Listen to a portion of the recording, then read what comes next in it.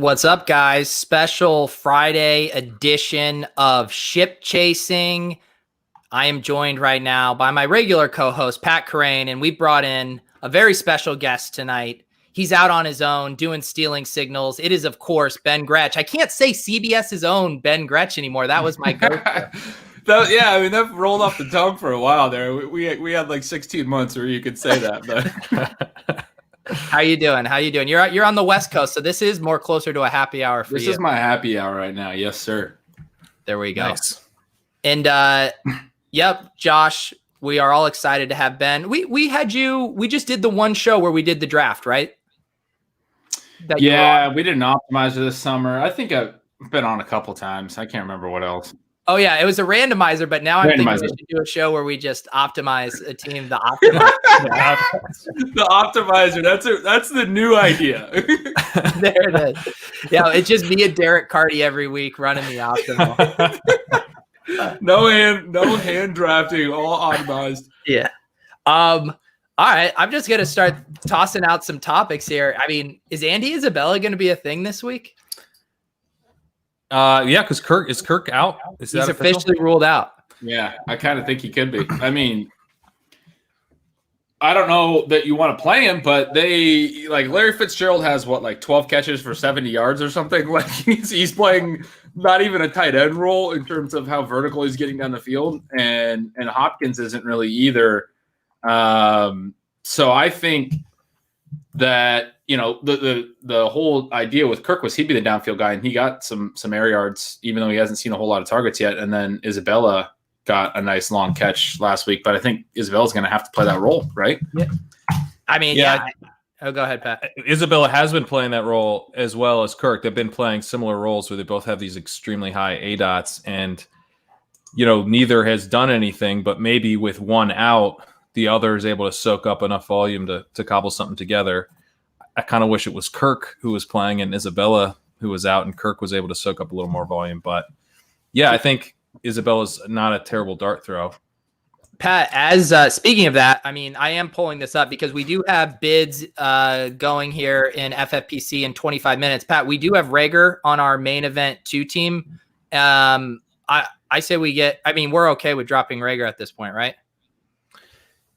Yeah, although there's still some uncertainty about when he's back. So I would like to have some exposure to Rager still. But let me get Gretch's unbiased take. Right. Is Rager drop?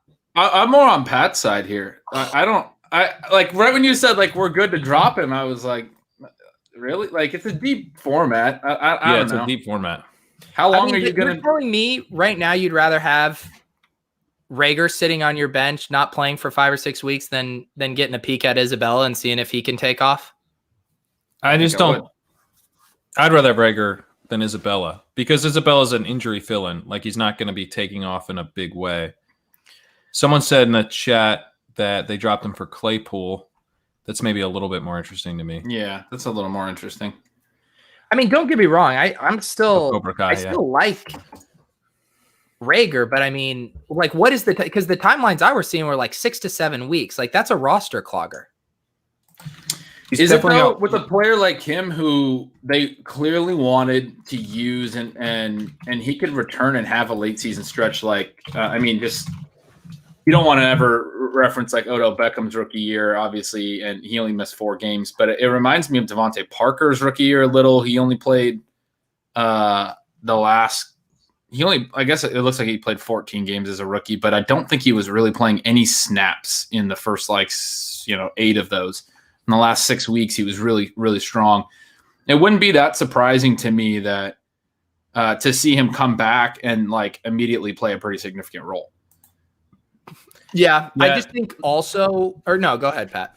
Dr. Chow says he's taking the under for what it's worth. I had a SLB from Clee.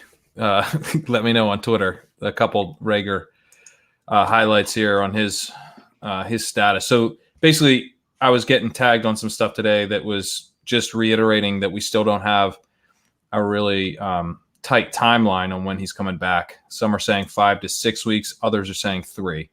If it ends up being 3 to 4 weeks, then I think he'd be a potentially disastrous drop. I'll also say, since I think this might carry weight with you, Pete, that Sean Siegel noticed he'd been dropped in another league and immediately flagged him as a potential pickup. So yeah, potential that after a few weeks here, as we churn. I mean, my counter. So the two sides here, Pat, would be our main event team. This team, that's a 2-0 team. We have high hopes for it.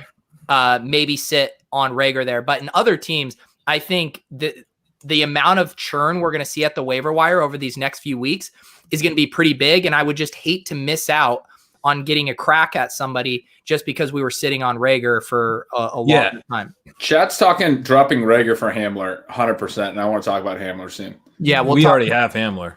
Yeah, I'm sure. We do. I put in a lot of claims for Hamler this week. I have him everywhere now.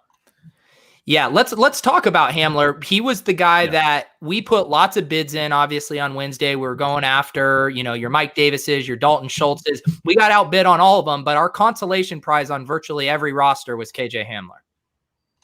Which is a good consolation prize. He's going to, I think this week he's going to be what we wanted Visca to be last night. This week. I'm going to play him in DFS. Judy's questionable. He's a game time decision. Cortland Sutton's out. Hamler had 116 air yards last week to lead the team. Ran a bunch of snaps in his debut. He missed week 1. There is there's a larger gap, I think, in people's perception between the possibility that Hamler could actually be better than Judy in year 1 than what the probability really is. Because I think there's so much optimism about Judy long term, and rightfully so. But Hamler was a second-round pick, very good prospect in his own right, added all the return production that we want. It would not be crazy there's this ton of opportunity available to both of them now with Sutton gone. It would not be crazy for the second-round rookie to outproduce the first-round rookie this year in this instance and be like their best receiver in year 1. Have like that Eddie Royal year. I don't know. I guess I'm just thinking of that because he did it with the Broncos as a rookie. But it would not be that crazy for Hamler to do that. And to get the usage he got last week in his first game, I'm pretty stoked. Pat, removing hindsight bias, is Hamler on par or a better prospect than guys like John Ross, Philip Dorsett, other guys that he seems vaguely comparable? He's a much, much stronger prospect than Philip Dorsett. Philip Dorsett was really not productive and came out as a senior. John Ross, I would say, he was a junior. I believe he was a true junior, but I'm not sure if he was. No, he was redshirt. He tore his redshirt junior. Yeah, that's my neck of the woods, the Washington guy. Right. So that's a red flag that he was not 3 years from high school, which is some of the stuff Anthony Miko was showing this year. So he's essentially in that senior bucket and didn't hit the production that we want to see from seniors or redshirt juniors. Hamler was highly productive for a redshirt sophomore. So I think you're talking about a different type of prospect. You're talking about a prospect that really fits more with what we were looking at from Laviska Shenault. It's just that the size, he's basically, in terms of the production, he's a very, very similar prospect to Shenault. It's just that one of them is comp to Saquon Barkley in terms of his physicality. and the other guy, literally that was PFF's comp for him. And the other guy is, 180 pounds or whatever. So Ben, you mentioned him in DFS. I'm with you there. He's $3,000 on DraftKings. It's silly. What, I think the trap people fall into, and probably myself included, is thinking okay, he's a boom bust, Deshaun Jackson. He's going to need to connect for these deep balls. What's your counter argument to that of how he could maybe have a higher floor than people want to think? Probably the return production. I mean, we know that's a highly valued skill set in prospects. I mean, that started with, I think, John Moore, right? Back in the day, Pat, that first kind of showed how valuable return production is. That teams that want to put guys like that back, they want the ball in their hands. Well, he has that skill set. The Broncos took him in the second round. Clearly, they think he has that skill set. He's going to play in the slot a lot. It wouldn't be that surprising for him to see some targets closer to the line of scrimmage, especially when they need playmakers. Judy's banged up.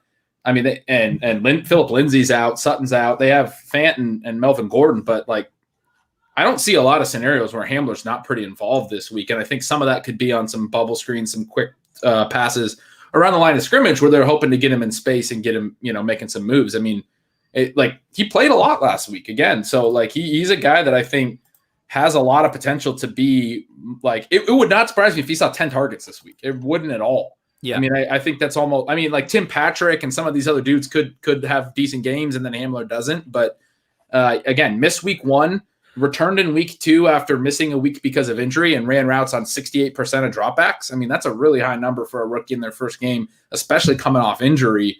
And now, Sutton's out. Sutton played part of that game and Judy's banged up. And it wouldn't be that surprising to see Hamler run routes on 80+% of dropbacks and catch, some of these short passes, like I was just saying, because they want to get him in space and then get some air yards as well. Yeah, at the very least, I think he should help keep the offense opened up, and I think he could be really helpful for Fant. I wonder if you could end up seeing a similar dynamic to what we saw in Las Vegas, where you've got Ruggs out there drawing attention, right? And then you've got Waller just soaking up all the targets. So I think Fant's pretty interesting this week. Yeah, yeah. I mean, something like that could certainly happen. I don't think Hamler's a lock by any means, but someone asked, like, what's his ownership? I saw an ownership projection today. It was 2 to 4%, and that's when I was like, okay. I talked about him on the Roto-World pod. I talked about him on a radio spot earlier today. I might single-handedly raise his ownership a little bit today, but it's the third time I've talked him up. But I do think he will be low owned. I think he'll probably settle in the 5 to 7% range, but he's not going to be mega chalk in the way that I think if people viewed him as a possession receiver, he would be, because they would just see that value. I think people are spooked thinking like, oh, he's going to give me a 0 or he's going to give me 20, and I don't want to risk getting a 0. That's just putting my mind in the hand builder's mentality here. There was a couple other questions. I would not drop Kirk for Hamler. The Kirk thing is just hopefully a 1 week groin injury. I mean, we were discussing Rager because the timeline is uncertain, but don't drop Kirk for Hamler. There was another question. Our buddy Josh Hornsby was in here. He was asking what we're doing with AJ Dillon. What's your guys' take on AJ Dillon? Hasn't been too involved so far. I mean, I think he's got to be getting close to someone you'd churn out. He's not really involved. With Sean, Mike Clay's going deep league, but that's a league where you only have a couple of bench spots, so you kind of need productive players. But yeah, we cut him this week.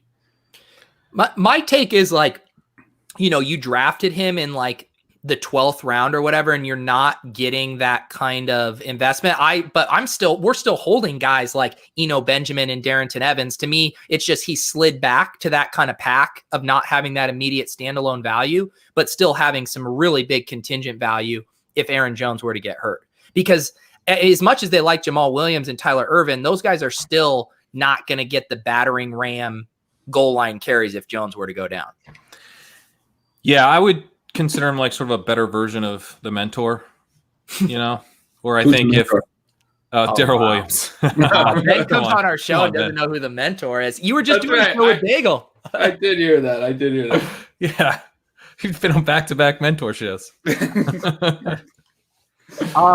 Here's a question. Well, Pat and I actually picked up Herbert in one of our main event teams, the one where we have Carson Wentz, and got a little spooked. I think we were actually the only one to bid on Herbert, but I don't mind. We bid $15, so we burned a few shekels there. But I don't know about you guys. I'm excited about Herbert. I think he has the kind of fantasy skill set we like. He's got nice weapons. They have a really plush schedule. Can anyone be the wet blanket on Herbert? I mean, I wouldn't drop Burrow for him. Burrow looks like he's going to be constantly passing, and he also runs. So I'd rather Burrow, but I think Herbert's pretty great, and I'm surprised that we didn't get outbid by someone, frankly.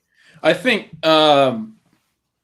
I totally agree. I wouldn't drop Burrow. I think Herbert might wind up being a little bit better in year one for skill position players than he is independently for fantasy. I might be wrong on that, but it's certainly like the biggest thing that I noticed was like, and I'm sure you guys did too, was just like, whoa, all of a sudden there's value in Austin Eckler's pass catching role that there wasn't in week 1. Whoa, all of a sudden Keenan Allen and Hunter Henry are getting intermediate targets. It's not just the deep balls to Mike Williams that it was in week 1. It completely changed the outlook of that passing game in a way that's very, very good for a lot of those pass catchers. Even Kelly was getting targets. It's great for everybody. It's bad for Mike Williams, but that's fine. Right. 2 T's. One of my things I lament the most about season-long fantasy is that there is not a way to optimize your waiver bids. I mean, we have to get in there, get our hands real dirty doing these bids manually. Pat and I literally had to do a second call on Wednesday before our show to set the bids before the bids get set. I mean, it's out of control. Well, our hands are pretty clean right now, Pete, because we haven't put in any bids for these teams that run at 10. I tried, and you said, no, I got to hold Jalen Reagor through 8 weeks of I'll also say, as we look at bids that Sean put in for Robusto G, where we own Reagor, he hasn't been dropping Reagor. He's not looking to drop him, so I think we'll follow Sean's league on this. See, but Sean is such a nice guy that he's just too afraid at I don't think he's that nice. He's flying off the handle. He's like, I mean, if Pat loses Reagor, I mean, he's nice on streams, but I don't think he's a nice player. I think he plays to win. No, if there's a huge drop or a huge pickup guy next week that we need to drop Reagor for, I'm all for that. But the nice thing is we should know more next week about his timeline.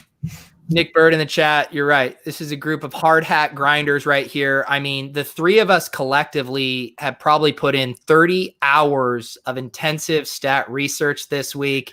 And I undershot that because the joke was that you did none, but you still undershot what me and Pat have put in. Yeah, that 30 hours. For sure. I'm pretty sure Ben's put in 60. So my bad. I'm completely out of touch out of the true grinders, the kind of work you guys are putting in. I'm just back here throwing down Modelos, just hopping on streams with zero prep work. It's just living the life. Hassan is getting a little aggressive here. I don't know if Hassan's around, but he wants to go real hard for Rex Burkhead. Are you good with that? I saw that. Let's throttle that bid down. Pat, you got an echo going, man. Oh, for real? Yeah. I think I'm echoing on someone else's. Echo. Do I have sound on? Oh, yeah, it might be on your end.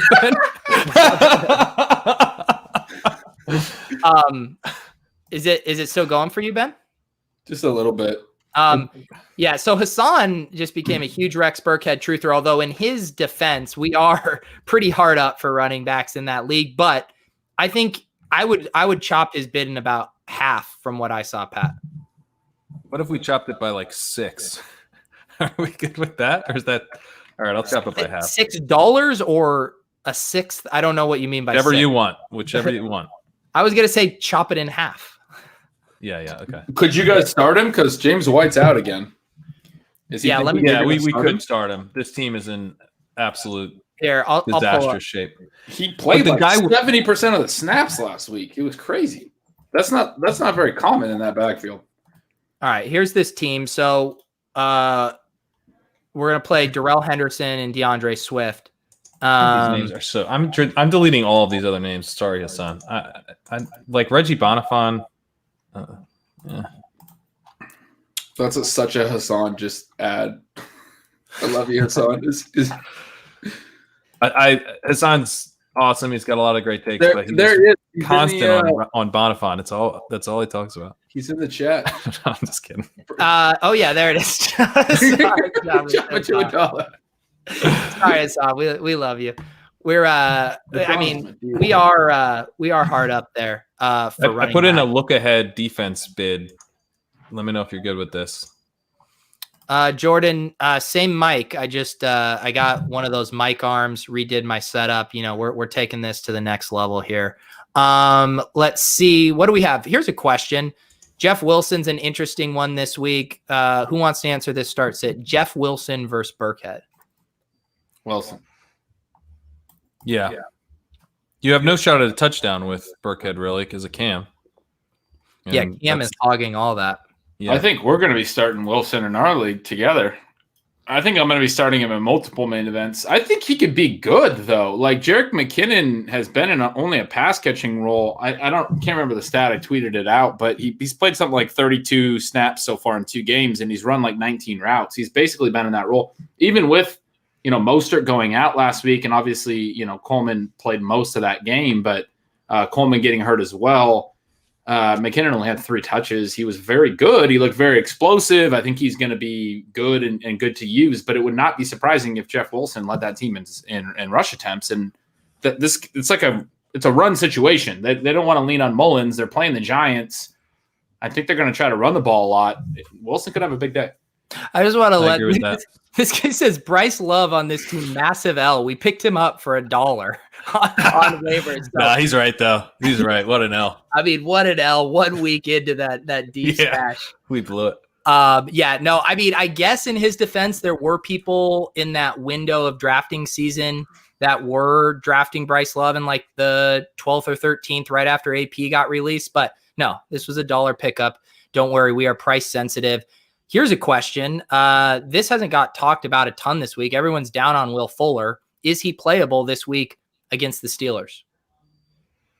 No. Man, he's not playable unless you're in real shit spots with some injuries. Like, I think you have to be pretty desperate because he ran a lot of routes last week. Yeah. He was on the field and he just couldn't earn targets because of whatever this hamstring thing or whatever it is. So I think there's a chance that the same thing happens again. It's not like he didn't play and now he's going to play. You know what I mean?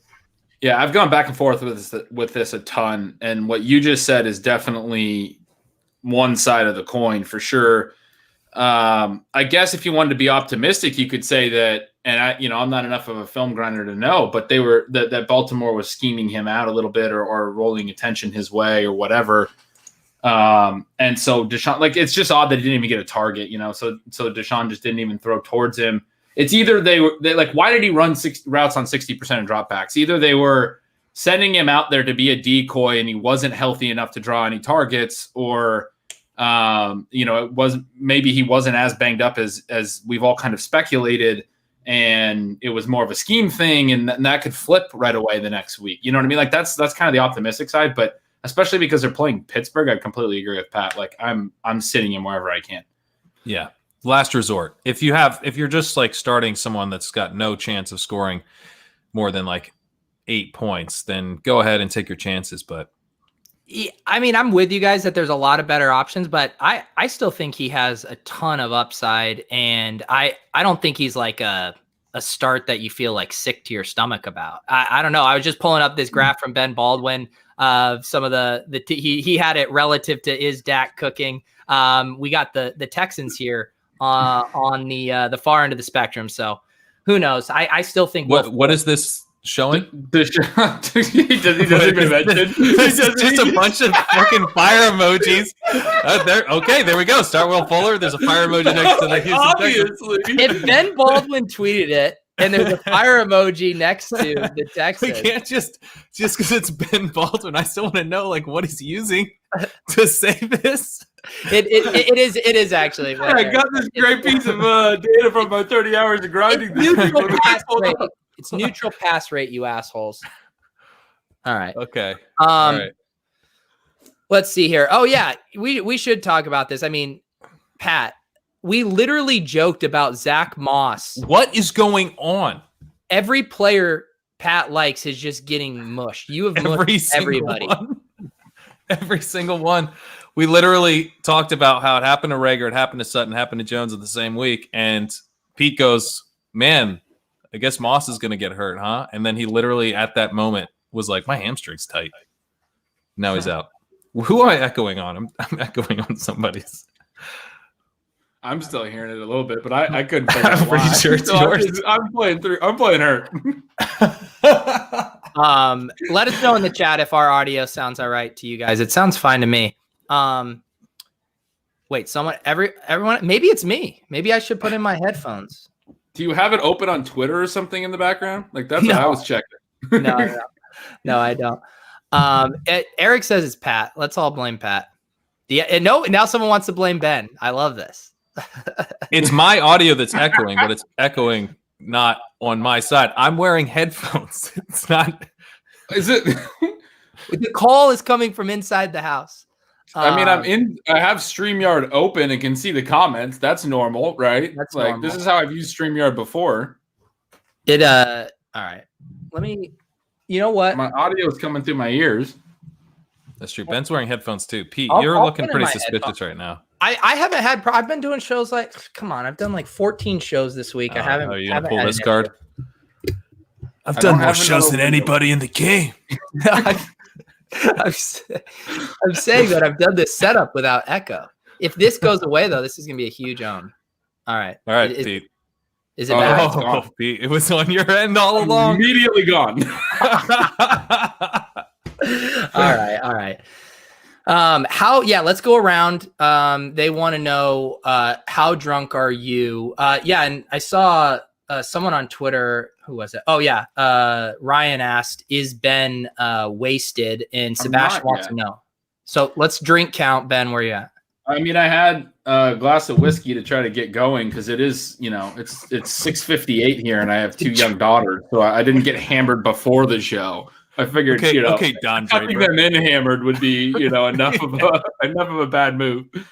But now I'm opening my beer. I'm gonna drink them fast. I'll try to catch up. Well, you couldn't come on the show the past 2 weeks because your daughter's on like a 3-week birthday celebration wrong. Right. So you do need a shot of whiskey today. She had a birthday last Wednesday, and then we celebrated with my parents this Wednesday. So I missed both Wednesday shows because of a week-long birthday celebration. Must be nice, man. Being a kid, just having 19 birthday parties. You got the friend's birthday party. You got the school birthday party. You got the one with the soccer team. You got the one with the grandma on the other side who lives out of town. I mean, that was the time. Pat, what's your drink check? I'm sure you're drinking something just incredibly pretentious. This is my first beer. It's a Grim Dark Mild Ale. They're known for their Dark sour. Mild. They're known for their IPAs. This is excellent. It's Dark Mild Ale.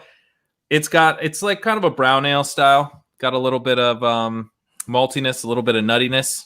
I asked how many drinks you've had. I don't need you to go full sommelier. Well, someone in the chat asked what we were drinking, so I'm trying to, this is for the people. I'm drinking Coors Light. My showdown. Modelo, probably. A little maltiness, little aluminum flavor as well to it. Cheers, Ben, for us common types, the hand builders. Cheers. Not the Opto Bros with their triple IPAs. This is better. Cards Fanatic, my showdown hot streak came to a crashing halt last night. Had way too much Gardner Minshew, way too much Laviska Shenault. It was a disappointment. I played Shenault. I tweeted it, and it is true. I played Shenault in the captain and MVP spot in every one of my lineups. I decided I was going full.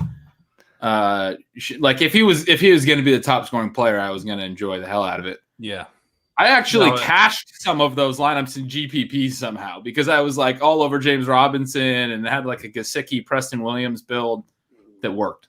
I did the same thing on Sunday. I had a 20 max tournament, just like one of the $1 ones on DK, and I entered 20 Rojo lineups. And that was my deal with myself. I kept him out of my other lineups. I was just like, you've got your Rojo portfolio.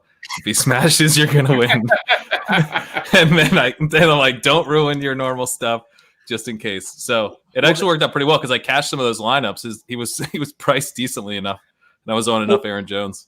Well, that was like I did a best ball draft with Mike Beers over at RotoViz, and so Underdog, which full disclosure I am an investor in, they had an option where you could do the autopilot mode, where you could, just do these drafts by registering and you set a few positional constraints and then relative to your rankings, it just drafts for you. So if you wanted to max enter these without investing the time, you could. So what Beers did is he was hand drafting, like a real man in the big $25 contest, but in the $5 bubble, he put it on autopilot and he called it his hedge book because he set it to just take the hyper fragile 3 or 4 running backs early and then go away from it. So he was drafting a bunch of running backs he actually isn't comfortable with if he's drafting himself. And then if his main portfolio bombs, it probably means his hedge book crushes. So Pat, that was your Rojo hedge book.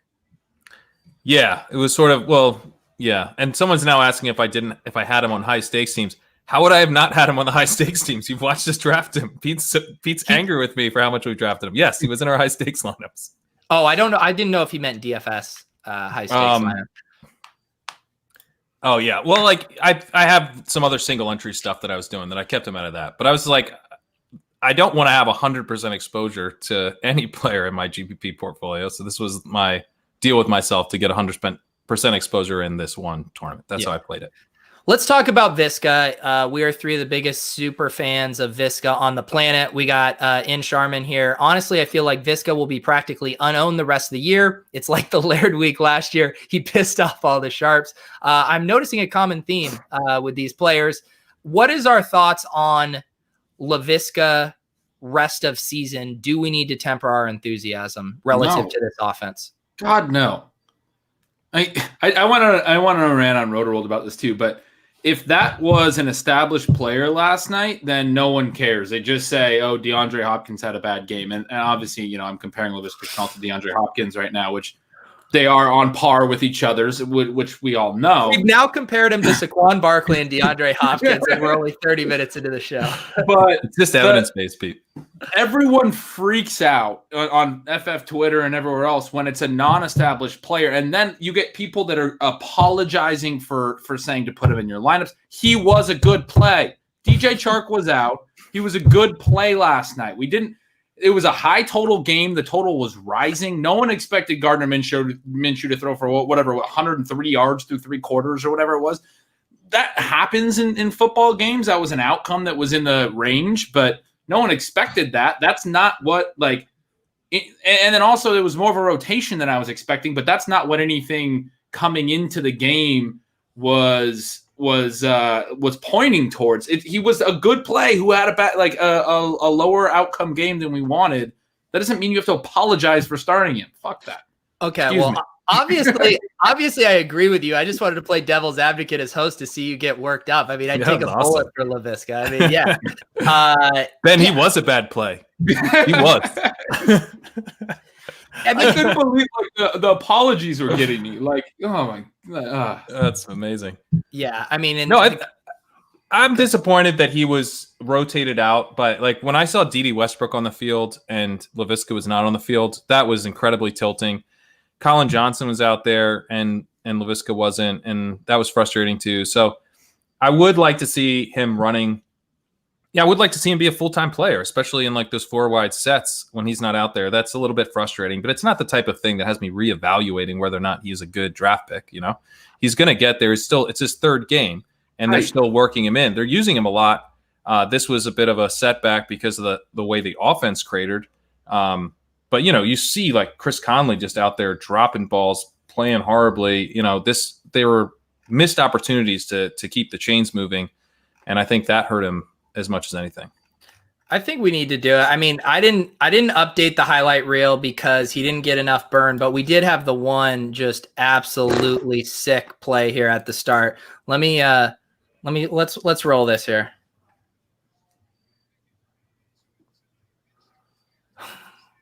What a dumb throw.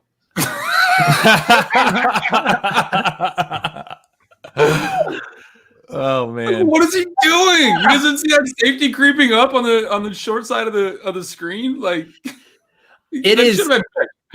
It is wild because you just see him. It's every single time with the ball in his hands, he's creating yards after the catch. It's just every time. It's how are they not manufacturing? AJ Brown last year, it took until week 10. He had flashes early, but it took until week 10 till he was really playing full time. DJ Moore the year before, it took until week 10. Juju Smith-Schuster the year before, it took until the later part of the season. The data on the broader sample that Blair and all the guys at RotoViz have shown is that rookies are better later in the season. So expecting him to do amazing in week 3, I'm not going to apologize for that. DJ Chark was out. Again, it was a good play. It was a good upside play. I played him in a lot of seasonal leagues, and I'm okay with it. He didn't do what I was hoping for, but it was a good play. But that doesn't mean I don't expect that he's still going to be better later in the year than he's been in the beginning of the year, like every other rookie that ever came out. I mean, we got spoiled, right? Because we saw these immediate touches. And again, AJ Brown, who's an incredible talent, it took him toward the end of the season to fully break out last year. This, if you reframe it like Ben is, which I agree is smart, it's we're going to have a nice floor with these touches here, but the big explosion is probably going to take a few more weeks, if not a little bit more. Yeah, it might be week 10. Yeah. And it's still, I guess the thing that's hard, it's okay, D.D. Westbrook hasn't been inactive. They're clearly using him in a lot of ways. They were using at least Westbrook out of the slot and stuff. But then to have Conley step in after not really doing much and get that many targets, where it's like, don't you think it's the guys who've earned those targets, then get more targets when opportunity opens up? And it's like Conley just comes out of nowhere and gets all those targets. I mean, that's absurd. But I think, again, if you look at it from the full season perspective, it was clear to me, at least, that they were trying to treat Conley like the number one in Chark's absence. They were having, he played the most snaps. They were like calling plays where he was the first read very clearly, and it didn't work. He dropped a bunch of passes. The pick at the end of the game was a back shoulder that he just didn't turn around on. I mean, I had the over, so like maybe I'm just more pissed, and it was Conley and not Shenault. But like he didn't even try to make a play on the ball. He just let freaking Xavier Howard just take the pick. It wasn't a good throw, but like that's not how you play a back shoulder throw. Like learn how to play receiver. He's terrible. And I think the fact that they tried to play him as a number one and he was that bad is only good for Shenault long term. All right, we got Crack Rock, Agreed. our boy, in the chat. He says he sat him in our draft.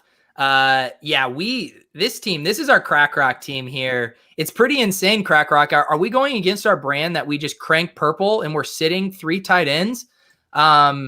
It's tough here. We're jamming the Chargers. We got no love for Hawkinson or Jared. The crank purple team, yes. I do love this team because like somehow it's our best wide receiver team, and we started our BRB and we cranked purple, and yet look at these wide receivers. I feel very happy. And look at like some of the things we've already started to hit on this team. Myles Gaskin, who let's talk about him in a second, and then real quick we got Curtis Samuel, who should see some more opportunity. Great stable at tight ends. Let's go back to Myles Gaskin. Him and James Robinson, the big story of that game. I mean, they look like top 15 running backs. Ben, do you see any noise here, or do you think these guys can keep it up? Robinson and Gaskin, I love them, man. Gaskin started to get inside the 5 touches last night, which was the big thing through the first 2 games. He only had one inside the 10 touch. It was from like the 8-yard line in week 2, and Howard had 5 or 6 or something. He was getting a bunch of close yardage touches, and he did get the carry from the one Howard and score, but then the next time down, he got stuffed both times, remember? And then Gaskin was getting some carries from like the 3, 4, 5-yard line. He was also getting stuffed, but his snap share is actually expanding since weeks 1 and 2, and he's getting more work in close. He's obviously been involved in the passing game. He had 10 catches the first 2 games, caught another 5 last week. He's got or last night, he has 15 catches through 3 games. If he gets some actual touchdown equity, like he can be he could be a low-end RB1 with that type of workload. I don't know that he's going to keep that, but 15 catches through 3 games is a lot. And then you have Robinson, I think is even easier to sell people on. He was very, very good, and they don't have anyone else. Like he doesn't have competition like Gaskin might. I mean, Ozigbo and Raquel might come back at some point, but Robinson has been good. He's been shifty. He looks good, catching a lot of passes. Obviously. Was good in the green zone. I think he's an issue for Shenault. Someone was asking me like whether Chenault's getting those green zone carries that we were all kind of hoping for. I think Robinson's been so good that they haven't really needed Shenault to do that. We only saw Shenault get 1 carry last night. I believe it was end around, right? Like he was getting handoffs in week 2. He had 5 carries for 37 yards. They didn't do that last night because Robinson, like they don't need to kind of. So yeah. It's kind of a bad thing for Shenault there. Real quick, why we have Crack Rock here? I saw someone ask. We do need Crack Rock. I'm going to need you to answer a few questions here because I have these same questions. So Jordan wants to know: have we asked Crack Rock why the interns didn't make the bids this week? We were told there'd be interns. Then we have Josh saying, "Why are we holding Tevin Coleman here through this Friday waiver bid?" Crack Rock, I'm with Josh here. Like, what the hell are these interns doing? I mean, it's Friday night at 9:30, and they haven't dropped him for us. I mean, Pat, are you a little concerned about this promise of all these interns helping us out? In Crack Rock's defense, there weren't really any major injuries or shakeups this week, and so waivers, if you're just going to totally miss a week, this was the week to do it. I was surprised we didn't put any bids in this week. This is the thing. Crack Rock, we were in the DMs. We were negotiating. He said, man, I have this team of interns. They will do everything for you. And yet here I am, and I'm not seeing these interns. I'm worried that the internship program at Crack Rock, LLC is a little on the rocks here. My theory is that there was like some kind of company retreat. I think there was a company retreat. It's nice, beautiful fall weather. They're all out by the campfire as the bids are processing. Yeah. Let's see. Here's another question from what is the most you guys spend on Mike Davis? I know we put in like a bid for 421 in a league, was it, Pat? Yeah, but we didn't get him. I need you to sell me on Mike Davis. I think I'm the only one that's like anti Mike Davis, so I need to understand it. But like 7 of his 8 catches came in the final 2 drives of the game. There were all these checkdowns where he was just sitting down behind the line of scrimmage, and Tampa was playing way off. We saw that with James Robinson last night. It happens in certain matchups, especially when the defense is playing the same type of prevent defense every play, and the running back just racks up a bunch of catches. Everyone loves those 8 catches, but he caught all of them in garbage time. And then Curtis Samuel had 4 carries before McCaffrey got hurt, and obviously he's being used close to the line of scrimmage. I kind of think Samuel is going to be more the primary guy in the passing game, particularly for those McCaffrey targets. And then Davis is like a between the tackles 10 to 15 carry guy while Samuels gets 5. Does that am I too low on him? What's going on there? My only quick counter argument, and I'll let Pat go, is that I think they're going to be awful and they're going to be in garbage time nonstop this year. So I think there could be a lot of checkdowns for Mike Davis. I just think they're going to be a really bad team. Pat, what's your thought? That is my thought. And I also think that if their plan was to use Samuel in that capacity, primarily, they probably would have done it in that game. And so I think those 7 and, those check down catches are still an indication that he will be used a lot in that role. And if he, if he's getting 4 or 5 catches in a game, that's a lot. So I think that Davis looks like a pretty good favorite to get most of the rushing work. And if he can add 3 to 4 to 5 passes a game, that's not bad. But I mean, I would also say that we didn't get him in any leagues because we are lower than everyone else. People went like $800 on him. I didn't. Yeah. And I don't get that. That seems like it's just the 8 catches, right? People were just like super stoked about the potential receiving. The thing is I don't even think that's it. I think the way it's the same people who are, putting big bids in on Gallman or Lewis or Freeman. I think people are just like the guy behind the guy when that opportunity opens up. That's what they're chasing. I don't even think FFPC grinders don't even care about pass catching. I mean, do you see where they draft Nick Chubb? Like they just want all those carries. Hang on, I do want to do a story in Mike 4 Davis parts. Is valuable because everyone needs to start him this week. That's a good comment. Yes. It is true. All right, I'm gonna tell a story here with Crack Rock comments. Okay, he goes, we need to discuss though. We have touch choices for flex. Then he said the intern skipped our league because they were saving it for me to do. Then he said we can save it, our fab, when your team is deep and so good. But then here it came. Then I got drunk during happy hour and forgot to call me. Let's just say there were some firings on Thursday. Crack Rock wants to know who we're playing in the flex in this league. Let's get a Ben Gretch start sit here. So obviously we're playing, I think, these 3 receivers, although maybe not obvious. I think the real rub is like Keenan Allen and Odell versus like Hawkinson and Cook. Yeah, Keenan Allen. I'm fine with Keenan Allen and Hunter Henry both because Tyrod's out again. We talked about how that is kind of a boost for the intermediate target game, and Allen looked good last week. Beckham, I don't really want to sit him if I have him, but I mean, he himself said it's not going to be one of those kinds of seasons or whatever the quote was when they're asking about the big stats. This year, Hawkinson, this is the Smiths flow chart. He's going up against Arizona, massively high total, massively high pace expectation in the game. I know Hawkinson hasn't been amazing so far, but he hasn't been bad. I think you want to get him in any tight end premium lineup you can get him into. So I almost think I don't even know who else is on your team. You just pulled it down. You're asking would Allen or Beckham be the guy that you'd want to sit? You'd have to sit Beckham because I don't know if you want to sit Allen. Yeah. I kind of have a take that Kenny Golladay coming back is good for Hawkinson because I just think, yeah. And this has just been something I've been trying to think about more generally too, of like, this idea of contingent value among receiving weapons, as opposed to, like, we know there's contingent value at the running back position, but it gets so much more complicated when we talk about a wide receiver and tight end. And I think maybe even more so at tight end, you can actually be better off if, like, the alpha is available, particularly if it's not like a high target guy and it's more of like a deep threat guy. So I think someone like Galladay pulling defensive tension downfield is really bullish for Hockenson.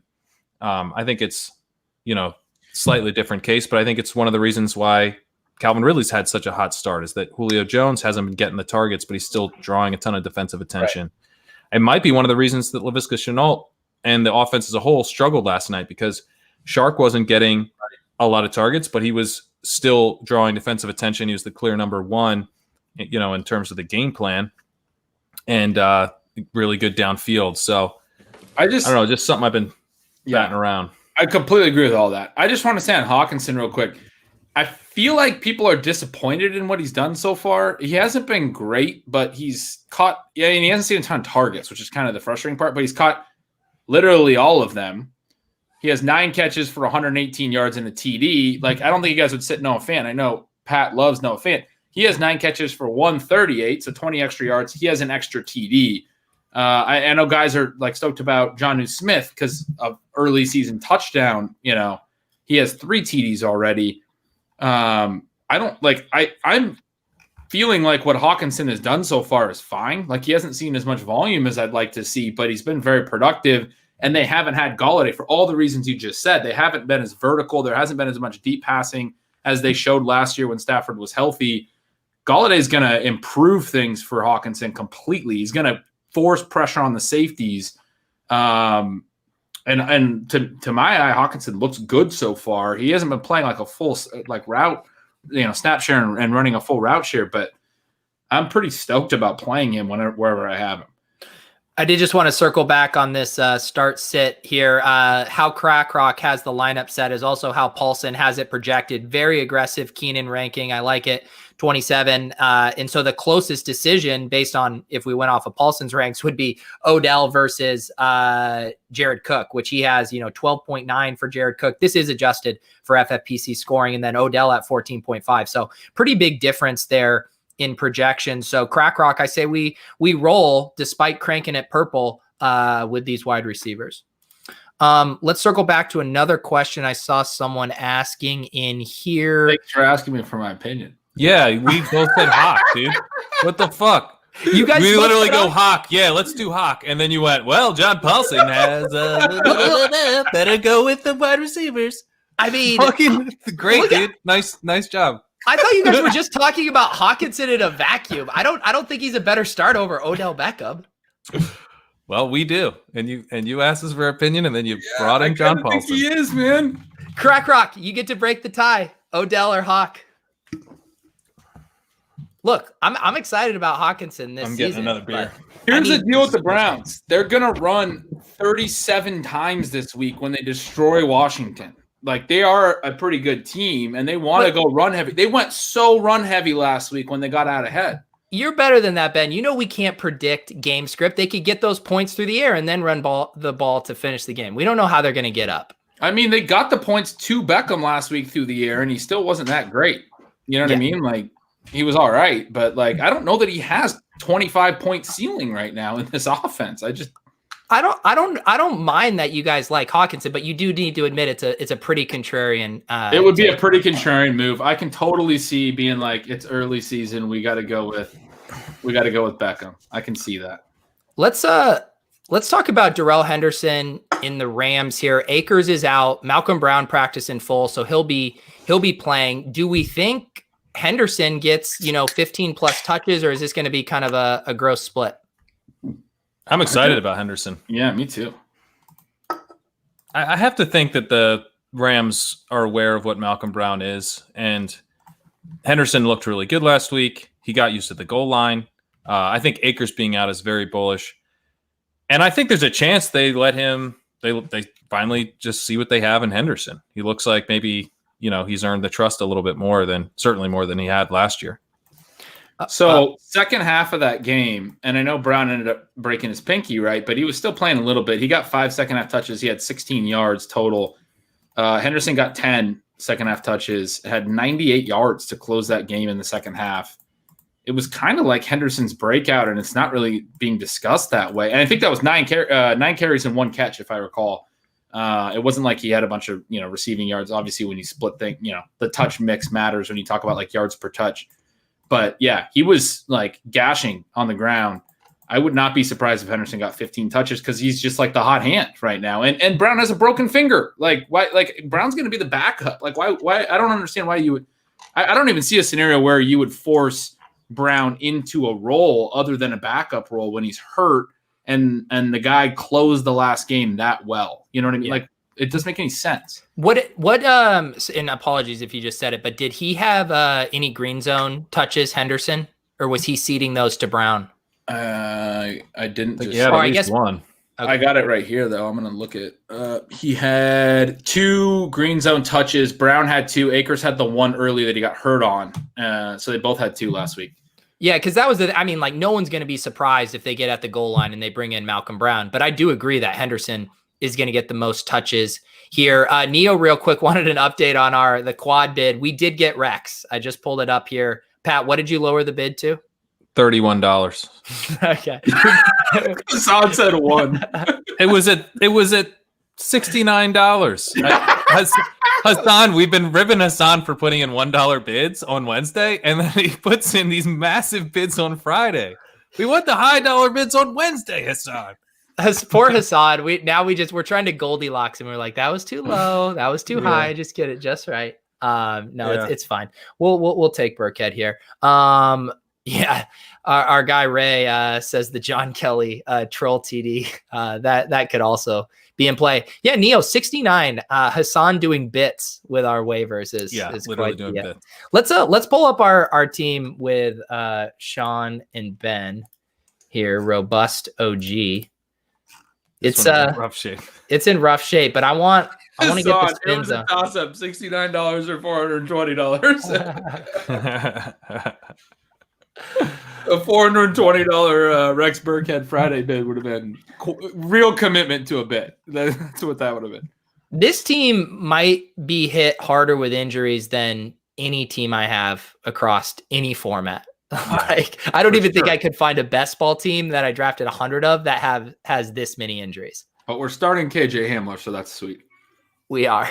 We're starting Hamler. We already started Visca. We already cut. Cortland Sutton is another guy that's not seen here. Let me just do this. George Kittle out. Christian Kirk out. AJ Brown out. Jalen Reagor out. Zach Moss out. Damian Harris out. Malcolm Brown out. Cortland Sutton out. I mean, just an Will Fuller in our lineup, just not playing. It is wild to me that we're not playing Will Fuller. It is like I get it, but it's also crazy how many injuries we had. And Will Fuller can't make our lineup. Well, maybe Will Fuller should make our lineup. He probably should. Over Hamler? Well, that's the only option. Yeah, what do you think about that, Ben? We're 75 points this week, so that's tough. Yeah, what do you think? Hamler or Fuller? I think that's where it gets tough, and you're like, why are you sitting Fuller? Right? But, I'm excited about Hamler. I feel like with as weak as this team is right now, that Fuller is the only one that offers us a ceiling that could make us competitive this week. Yeah, I mean, you don't have to talk me into Fuller. Right, me either. I kind of agree with that. Fuller equals targets, but I just made the case that Hamler could get 10 this week too. I do kind of think that Hamler has a ceiling. That's why I want to play him in like GPPs. Like I think he has this like. Because like part of what I'm telling myself is Brady's pissed off about last week, the drop passes. There was all that. You're on the angry Tom narrative. I didn't even know that. No. Oh no! All right, we got to go Fuller. Angry Tom. Brady's gonna throw some TDs, and then Hamler, and then Driscoll, which is the fantasy douche narrative. Driscoll was his YOLO QB template. I have such a spot in my heart for Jeff Driscoll because of him. So, yeah, I mean, this is going to be an awesome game where Jeff Driscoll goes all yellow QB. I mean, I know you guys are just going to do whatever you want and you're just going to thumb your nose at John Paulson's projections, but I thought we could check and see how. Yeah, do whatever you want. I mean, let's talk about what we prefer. He does have Will Fuller at 85. He has him, about 30 spots ahead of him. Like, a reality of projections is you're never going, like, you would, like, John would admit this. Like, he might even, in some part of him, like Hamler over Fuller, but he would never rank Hamler over Fuller. He would never put TJ Hawkinson over Odell Beckham. Like, you have to have some level of, like, balance. You can't just, like, Davis Mattek put Laviska Shenault wide receiver 12 for the week. I think I broke Davis. Last year I broke him on Laird, and then I think I broke him on Shenault because he's just racing to be the biggest Laviska truther. And boy, did he win it last night, 12th overall. Well, that was so beautiful. But no, I guess a counter though would be, Paulson is running this through projected targets, and he's projecting Fuller for more targets than Hamler. I mean, that's what it comes down to me. I'm not even factoring in talent. I'm honestly just being like, who's going to get more targets? And I do think Fuller will get more targets than Hamler. Hopefully he gets more than the 0 he got last week. Yeah. Yeah. Look, I think they are pretty similar plays. That said, like, it isn't like Tampa Bay is an easy matchup, right? I mean, they've been one of the better defenses in football too. DJ Moore and Robbie Anderson both had 100-yard games against them last week. Yeah. So 2 wide receiver 100-yard games in the same game. I guess it does come down to if we think Driscoll can ball at all. Well, I think Hamler probably does have a ceiling, but not relative to what Will Fuller's ceiling is if he's healthy. And we don't know whether or not – we don't know what's going on. So there's a lot of uncertainty. But and he's in a brutal matchup. Yeah, he is in a bad matchup for sure. Sean in our thread, I think, made a comment that, like, anytime you sit Fuller, you're afraid he's going to have that 50-point game. And that is absolutely what you should be afraid of, and you should just start him every week, and you take the ups with the downs, and I'm totally fine with that. I drafted him in a ton of leagues, but there's at least a little bit smaller chance that he gets 50 this week against Pittsburgh. So, yeah, for sure. Yeah. So actually, I do want to untangle this a little more. Is the concern with Fuller more what happened last week in just not having those targets, or is it more the matchup with Pittsburgh, or is it a confluence of all those things? For me, it's not knowing how healthy he is. It totally comes down to health. Like we talked about it earlier, like there's 2 ways to break down the fact that he still ran a lot of routes, even though, like, I think a lot of the fantasy community thinks he ran routes on 80% of dropbacks in week 1. And I think a lot of people, based on the discussion, think that he dropped to like 30% last week and was completely in and out of the lineup and barely playing. He ran routes on 59% last week, basically 60%. He came down from 80% to 60%. He was close to playing as much, but he went from 10 targets to 0 targets. So the question is, was he getting run out there for 60% of the routes as a complete decoy and they weren't even looking at him? Or was he so hurt that, like, he couldn't draw the targets? Or was it a matchup thing with Baltimore? Because that's the one where, like, maybe Baltimore was just giving him a lot of attention. He wasn't even really that hurt. He was just getting a little bit of treatment, and he's healthy, and then he explodes this week. Like, that's the one that I'm worried about. I think there's both ways to look at it. The only thing that you get into really dicey territory with that injury thing, I understand it coming out of it, but he is not on the injury report this week. So now we're in the business of being like, he's injured and the team isn't telling us he's injured, which I don't want to be in that business. Yeah. I need a film watcher to go, like, tell me if Baltimore was really keying on him and they were just going away from it, like whether he was a decoy or it was the defense taking him away. Like, I need that decision made for me. My feeling is, like, this is a team where we're starting Nyheim Hines and Jeff Wilson at our running back spots, and we just desperately need the highest ceiling possible out of those flex spots. So we've got Tyreek, we've got Juju, we've got Will Fuller. Chenault's already gone and disappointed. So it's just like, who can hit grand slams? That's all. I just want grand slam hitters. Frankly, if Will Fuller gives us a 0, like, fine. I'll fucking take the 0. Like, we were going to lose this week anyway. Like, a 0 is the same as 14 points. I get that total points is still important in FFPC, but, you know, it'd be nice to give ourselves at least a shot to win with let's the guy go Fuller. who can do 50. Yeah. All right, Pat put him in. I was just pulling up our matchup to see if that illuminated anything. Is this a phrase, positive, negative correlation with Fuller going against the Pittsburgh defense here? Every time Fuller gets in the box, our opponent's defense goes down. He does have. Oh, yeah. Let's get that positive, negative correlation. Yeah. Subscribe to my new newsletter where I talk about things like positive, negative correlation. I'm going to get a beer. And if these assholes say one negative thing about me while I'm gone, chat, I trust you will tell me. That's going to talk more shit. Who's gonna tell Sean that we changed the start set? Well, I'm sure we'll email it. Yeah, those goes. I'll send it. I'll put Sean Siegel in his place.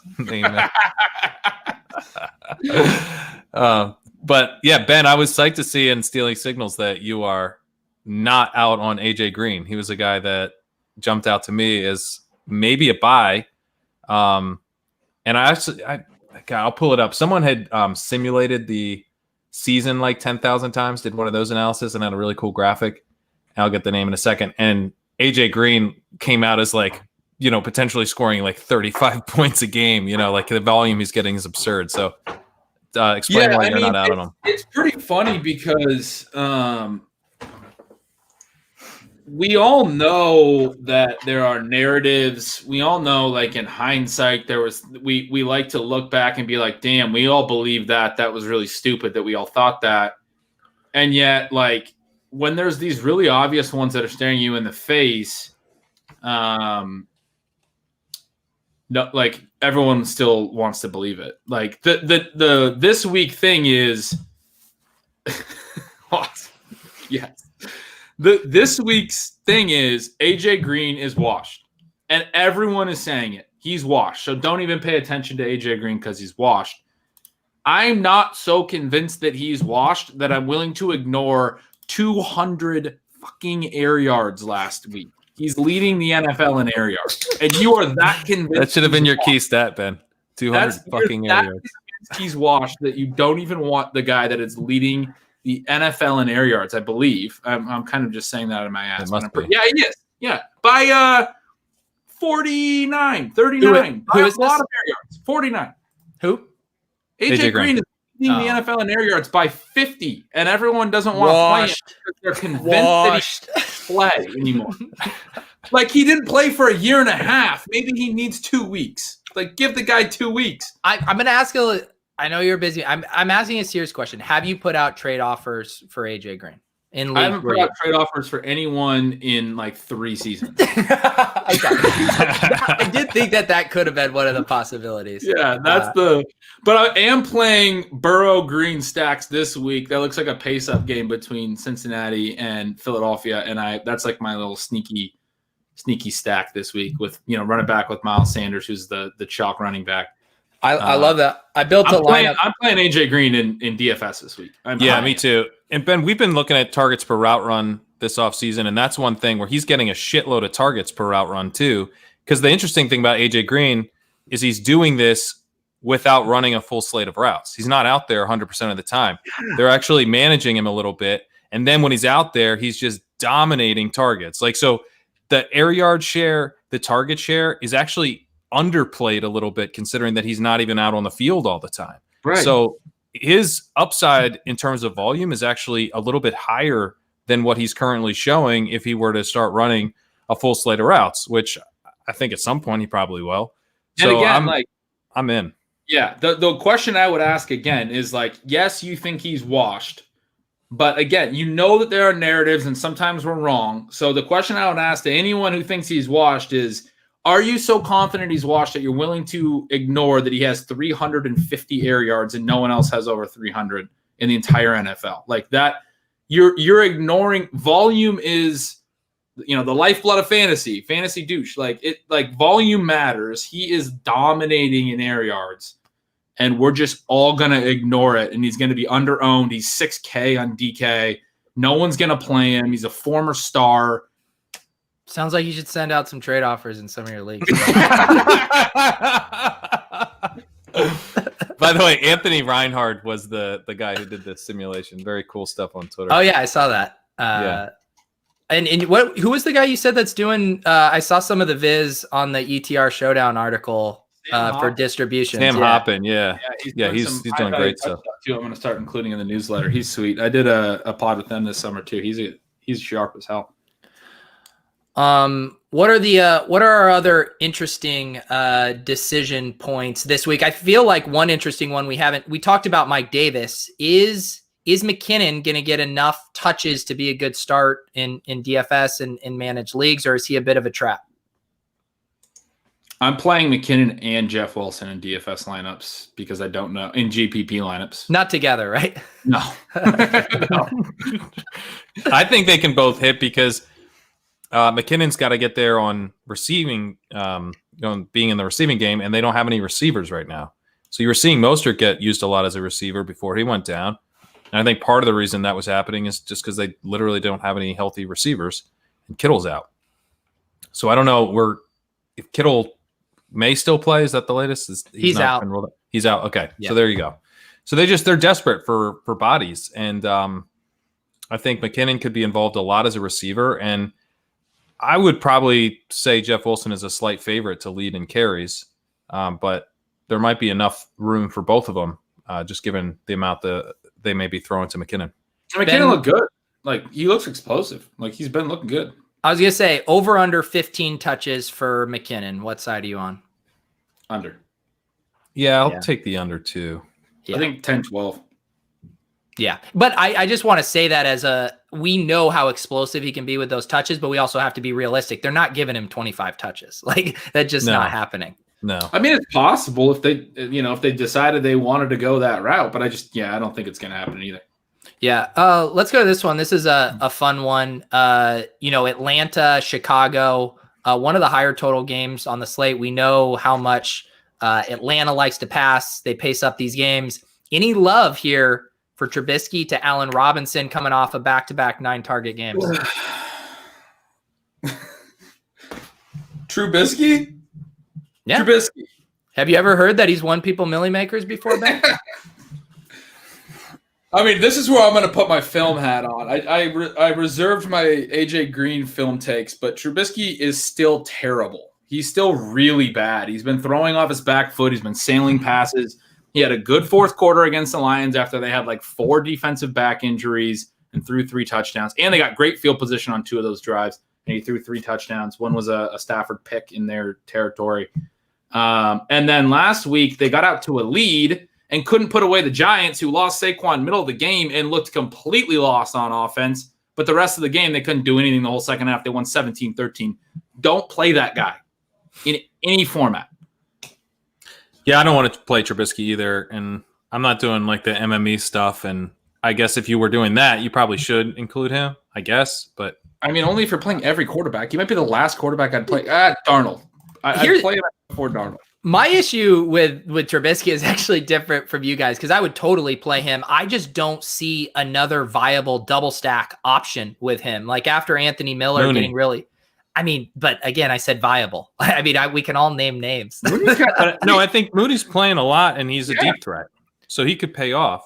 Yeah, I mean, but what is the snap distribution between him and Anthony Miller, and who's even their other fourth guy? Again, if we're talking about a double stack on Trubisky, why? I just had to pull up his stats to figure out if I didn't realize that he threw for more than I thought he did. He threw for 190 yards, 2 TDs, and 2 picks last week. He had the 3 touchdowns in week 1. He only threw for 242 yards. He's averaging about 220 yards a game, 215 yards a game. Let's look at what are the averages of teams playing the Falcons passing. Because that's what's interesting to me. 31st or 32nd best quarterback in the NFL. So no, I know. I'm talking strictly game environment. I mean, the Falcons force teams to pass and to pass a ton, and we've seen Trubisky do it historically. But my point is, like, comparing him to Dak and Russ, who the Falcons have played, like, I don't know how you can adjust. Yeah. I do think like it's that's why again he's a great DFS stack because he's going to be in a pace up game. He has shown a ceiling before and no one wants to play him. He's just a name that feels gross to people. I'm really happy we've reverse talked you into playing Trubisky this week. No, I already told you I'm going to have some. You said he's a great DFS stack. Like I want that on the record. Yeah. Trubisky to Allen Robinson. Ben, I wish I could even take ownership of this take. There are people far smarter than me that have this take. There's a lot of Trubisky love this week. Yeah, it's a great game. It's the Dallas Seattle game is going to be incredibly over-owned. In this Atlanta Chicago game, I believe it's the third highest over-under on the slate. There are going to be points, and a lot of it's going to be through the air. So I think there's tons of garbage time here. I mean, we all agree. Tariq Cohen, I guess. Yeah, I mean, that's why I'm saying the double stack options aren't great, but I love Allen Robinson too. I mean, it's not the third highest over under. It's the 1, 2, 3. Sorry, the Sunday night, Monday night games are on here. 4, 5. It's tied for the 6th highest. It's right in the middle of the pack. Pete, if you like this Bengals-Eagles game, similar over-under, I like that more. The Bills-Rams game, as far as secondary stacks, obviously the Cardinals and Lions go along with the Seahawks and Cowboys as like the big stacks. But like if I'm looking past them, I'm looking at like the Bengals and Eagles game. I'm looking at the Rams-Bills game. I'm looking at kind of just those games. But I think I like Wentz better as a gross quarterback stack. Or I'm playing Jeff Driscoll. Wentz isn't gross. Trubisky. I would play Driscoll. Well, he's been really gross and he'll be super low owned. Yeah. Well, with Trubisky, I wonder if you could single stack him, because if he does win you a GPP, it's probably because he rushes for a touchdown, right? Yeah. So maybe you can just single stack him with A-Rob and bring it back. Yeah. I like this take, though. If Trubisky and A-Rob win the Millie, please clip me and hang me on Twitter. I'll deserve it. No, again, it's the production value on that with newly rich Pete is going to be excellent. You know what? Yeah, I'm going to actually now, maybe I do the Pat thing and I build, just 20 Trubisky to A-Rob stacks just to increase my probability of getting. Dude. I have massive clip equity with this one. I got to get another beer. I've heard of bid equity. And Hamler is a better stack than Trubisky and A-Rob. Please. Okay. I'll bet you on that. You want to bet that one? I'll bet that one. Oh, and he walks away. No, I'm Team Trubisky there. I will say, there is a massive difference in how you think about your start sit decisions in season long versus trying to win a large field GPP with 50,000 people. I mean, we have to leverage these sentiments of, if Ben Gretch and you, who are very sharp analysts, want to throw up just thinking about playing Trubisky, it's probably a pretty good tournament play if the game environment is right. And but yeah, there's lots of other. I like those games. I built a stack today with Head Chopper, with Wentz and Djax, and we brought it back with Boyd and Drew Sample. I like that game a lot. I think. Who did you just did a single stack with Wentz? We did do a single stack with Wentz, although I think you should get Ertz and Goddard, one of them in there as well. Yeah, I me think. Too. Yeah, those guys look good. My issue with Wentz is his average throw depth fell so much last week. It became he took 8 sacks in week 1 because their line's so terrible. He took none in week 2, but it became a thing of we don't want him to take 8 sacks again. And yeah, I mean, there just wasn't enough downfield element to the passing game, which is kind of concerning. I mean, the Bengals can't really rush the passer, so hopefully they can do that. They can get downfield. Matt Silva in the chat, he's wondering if Wentz doesn't get it together here against the Bengals later in the season. I've heard some calls for Jalen Hurts. Could it happen? Yeah, Jalen Hurts is why Rager's shoulders hurt, because he threw an interception and then Rager tackled the guy. So I'm kind of out on Hurts now. But Wentz has been real bad. We want to go back to Ben Baldwin. Unfortunately, doesn't have any fire emojis on his graph, but he does have his Dakota rankings, which have Carson Wentz as the very worst quarterback in the league, and that includes guys like Driscoll who've now played. So he's just played horribly this season. And yeah, I mean, if you're literally playing as the worst quarterback in the league, they just took this guy in the second round.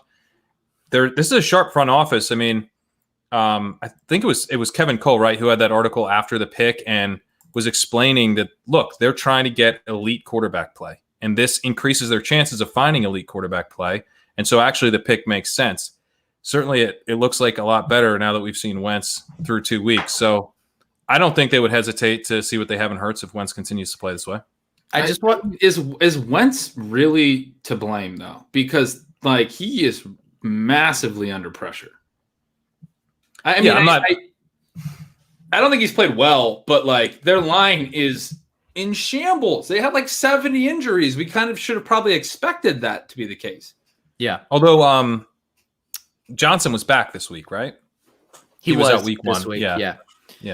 The Pat, I was just realizing when you were describing the Rager injury, the one from preseason on the defensive play, and then it was Sutton on the interception. Yeah. Is when he, so I mean, these guys, I think I had a tweet where I was like, we need to normalize these guys being lazy about this. Like the second the ball's turned over, they should just all fall on the ground and play dead. Just like pick sixes are great for fantasy. Give up an interception. Who cares? Like I do, like get rid of this like grit team player bullshit. Like you serve this team by being on the field the rest of the season. Let the guy run to the end zone. Okay. Your quarterback fucked up. You're off the hook. It speeds up the pace of play. You're going to get more targets. You're going to get paid, dude. Be smart. And maybe act a little bit, make it like feign like you're going for the tackle, but just know we need you on offense. You are not a defensive player. I'm so tilted. Yeah, that's brutal. I didn't know that's how he got hurt. That's how Sutton got hurt and Rager. Yeah, on defense. That's how Sutton got hurt too. I missed that too. Yeah. Join me on the let them score the second they turn it over. I'm with you. I honestly think so. The NFL, they implement all the concussion protocols. They're trying to make the game less collisions. Like an interception, just make it an automatic pick six. just I'm so in on that, dude. I'm so in. Automatic pick six. Automatic pick six. Just more plays, baby. Yeah. Stop the game. Everyone freezes, and the whole offense comes off the field, and a whole defense comes on to tackle so that we protect the offensive players. Ooh, that's how you should do the return. Yeah. Let's talk about this one because it's somewhat adjacent to AJ Green as far as an aging washed player popping in the air yards by low model. Do you guys have a similar take on T.Y. Hilton, or are you less bullish on him? I'm less bullish on him. He's not seeing the same level of volume that AJ Green is. AJ Green's volume is just so ridiculous. Hilton, obviously, with Campbell now down, his volume could spike. Campbell was running as basically a co-wide receiver 1 there, so a lot of volume available. But one of the things that jumped out to me was that Hilton's ADOT is really high. Campbell's was kind of intermediate, and you've got other guys that might operate in that intermediate range now instead of Hilton. So because Hilton hasn't been very good, I wonder if Pittman and Pascal and stuff are kind of filling in that role more than Hilton becoming kind of an alpha. But it's certainly possible that the opportunities are available now. Pascal was playing out of the backfield last week. They're doing some weird stuff. It's what Pat said for me. It's just there's not as much volume to look at and be like, I can overlook that he's 90 years old because he's getting so many more air yards than anyone else in the league. That's not true for Hilton. So. Yeah, and as far as to GPP equity, I think he could have a little bit. They're 11-point favorites. Obviously, they're going to use Jonathan Taylor a ton, but I think they could score some points through the air as well. So I don't mind it. I have a natural ageist bias, but I don't mind it. Here's a question. This has been one of the hotter topics in fantasy. Excited to get your guys' take here. Is Deontay the new Juju? Has the flippening happened? I can already see Ben Gretch shaking his head. He's teed off for an impassioned rant. You have the floor. We're going to go widescreen. I want to hear Pat's take first. Pat. No, I want to hear that. Ben, I've never seen. Wait, widescreen to yourself? We're going to go widescreen and then let me watch Ben's take. Show. I want to get Pete's reaction to mine. Yeah, you go widescreen. I want to see your reaction. Yeah, let's see your guys' takes. Look, Deontay's getting a ton of volume. It's great. He's good at football, but he's playing the Antonio Brown role. And the last time Ben Roethlisberger was healthy, if I remember, in 2018, both Antonio Brown and Juju smashed. There's more than enough targets for both of them. I understand that like Claypool and Eric Ebron are doing well as some ancillary pieces, but like there's room for them both to smash if Ben Roethlisberger's healthy and throwing well, which he has been. If you're reading this much into a 2-week target split, I'm sorry, like I don't know what to tell you. And you're just going to forget that Juju's like, was an amazing prospect, was very good from a young age early on in his career. I understand. Again, Deontay's good, but Juju's also good. It's a rising tide, right? Like lifts all boats situation. We don't have to do this. Like every time we did this with Chris Godwin and Mike Evans all last year, they were both good. Every time the number 2 receiver is good, we're doing it with Calvin Ridley and Julio right now. I had someone ask me today, will the Falcons miss Julio because he's banged up? Because they have Calvin Ridley now. And to Pat's point, part of why Calvin Ridley is so good is because Julio is on the field. Like these things, like you can have 2 good players on the same team. You don't have to do this like who's number 1 thing. I just hate it. It sounds like you should send out some trade offers for Juju in your league.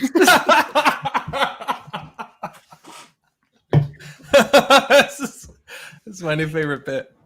All right, Pat, what's your take? Are you tailing Ben on this, or you have a different take? Well, so I just got my dynasty rankings updated today at Establish a Run, and I was trying to figure out, like, I brought Juju's down some because I do think it's a little bit concerning, and I brought Deontay up more because Deontay's looking real strong. And for the dynasty perspective, Juju is a free agent after the year, and you have Deontay Johnson's emergence plus Chase Claypool looking like a stud. So there is some concern with if Juju's even back on this team next year, which I think could be tough, especially if he ultimately does end up kind of being the wide receiver 2 here, and then he's signing somewhere as not a clear alpha. So that's, I think, the thing that concerns me the most. But yeah, I think that we I was talking to Mike Leone today about it, and he said he's got them at the same target share now going forward. And that feels about right to me. There's a pretty big gap in the target share right now. Johnson's had, I'm looking at last week. Johnson has 32 on the season, and Juju's seeing 19% of targets on the season. And Juju is the shallower depth guy, so his air yard percentage is even smaller, 13%. Deontay seeing 32% of that. So, yeah, I mean, Deontay looks awesome right now. He's seeing a ton of volume. And I think that we can buy into Johnson without totally panicking on Juju. But I'm a little bit more nervous than I think Ben is, at least on the dynasty side, because there's a chance that, Juju didn't get an extension, and now I think that does look less likely. Let's go back to the 3 wide shot here. We'll go over to Ben. Any dynasty concerns with Juju Smith-Schuster? Rotating on the screen. Yeah. Nothing like StreamYard making me feel like I'm a god, here with I'm concerned, and I bought Juju this offseason in Dynasty. I still think that even if he doesn't have a monster season, he's going to sign a strong contract somewhere to be a starter. And that's not great to change teams, but Pat, we were talking about this because we talked yesterday a little bit. We were talking about contracts. I think with a player of Juju's caliber, I'm less concerned because I don't think a change in team is going to mean that he's going to wind up lower on the depth chart or something. It could be a worse situation, certainly, and Pittsburgh's a great one with Roethlisberger, but we thought Diggs was going to be in a worse situation. And I thought, my argument all offseason was Stephon Diggs is a top 10 wide receiver in the NFL. And pretty much that Minnesota had been pigeonholing him and not using him as much as he should be used. And the case could kind of be made that that's what's happening to Juju. There are scenarios in my mind where Juju gets, if he leaves, he signs somewhere and actually gets treated like a number 1, like I think he should be treated. And I think he's very talented. Again, going back to his prospect profile and his early career production at the NFL level. So I'm not as concerned long-term. I think this guy's going to be a good football player long-term. And typically that seems to bear itself out positively. Yeah. And there could be upside cases. Ben Roethlisberger could fall off as soon as this season. He looks good right now, but who knows what he's going to look like in December or whatever. So if Juju ultimately does end up in a really good situation and kind of makes an offense that he joins even better, like we see with Diggs, to your point, then it could be great. Free agency is not necessarily really bad for him. My thing with Dynasty is that I tend to try to avoid the big downside risk there, and that's why I'm kind of mentioning that as more of the risk side of it. But there is upside. I totally see that. I bought Juju high, and I think I told you one of the trades I made for Juju. I'm not stoked about that now. That trade. Ben was upset about my echo, and then makes every one of his points like that. Ben does the clapping emoji, but with his desk. That's what Ben said.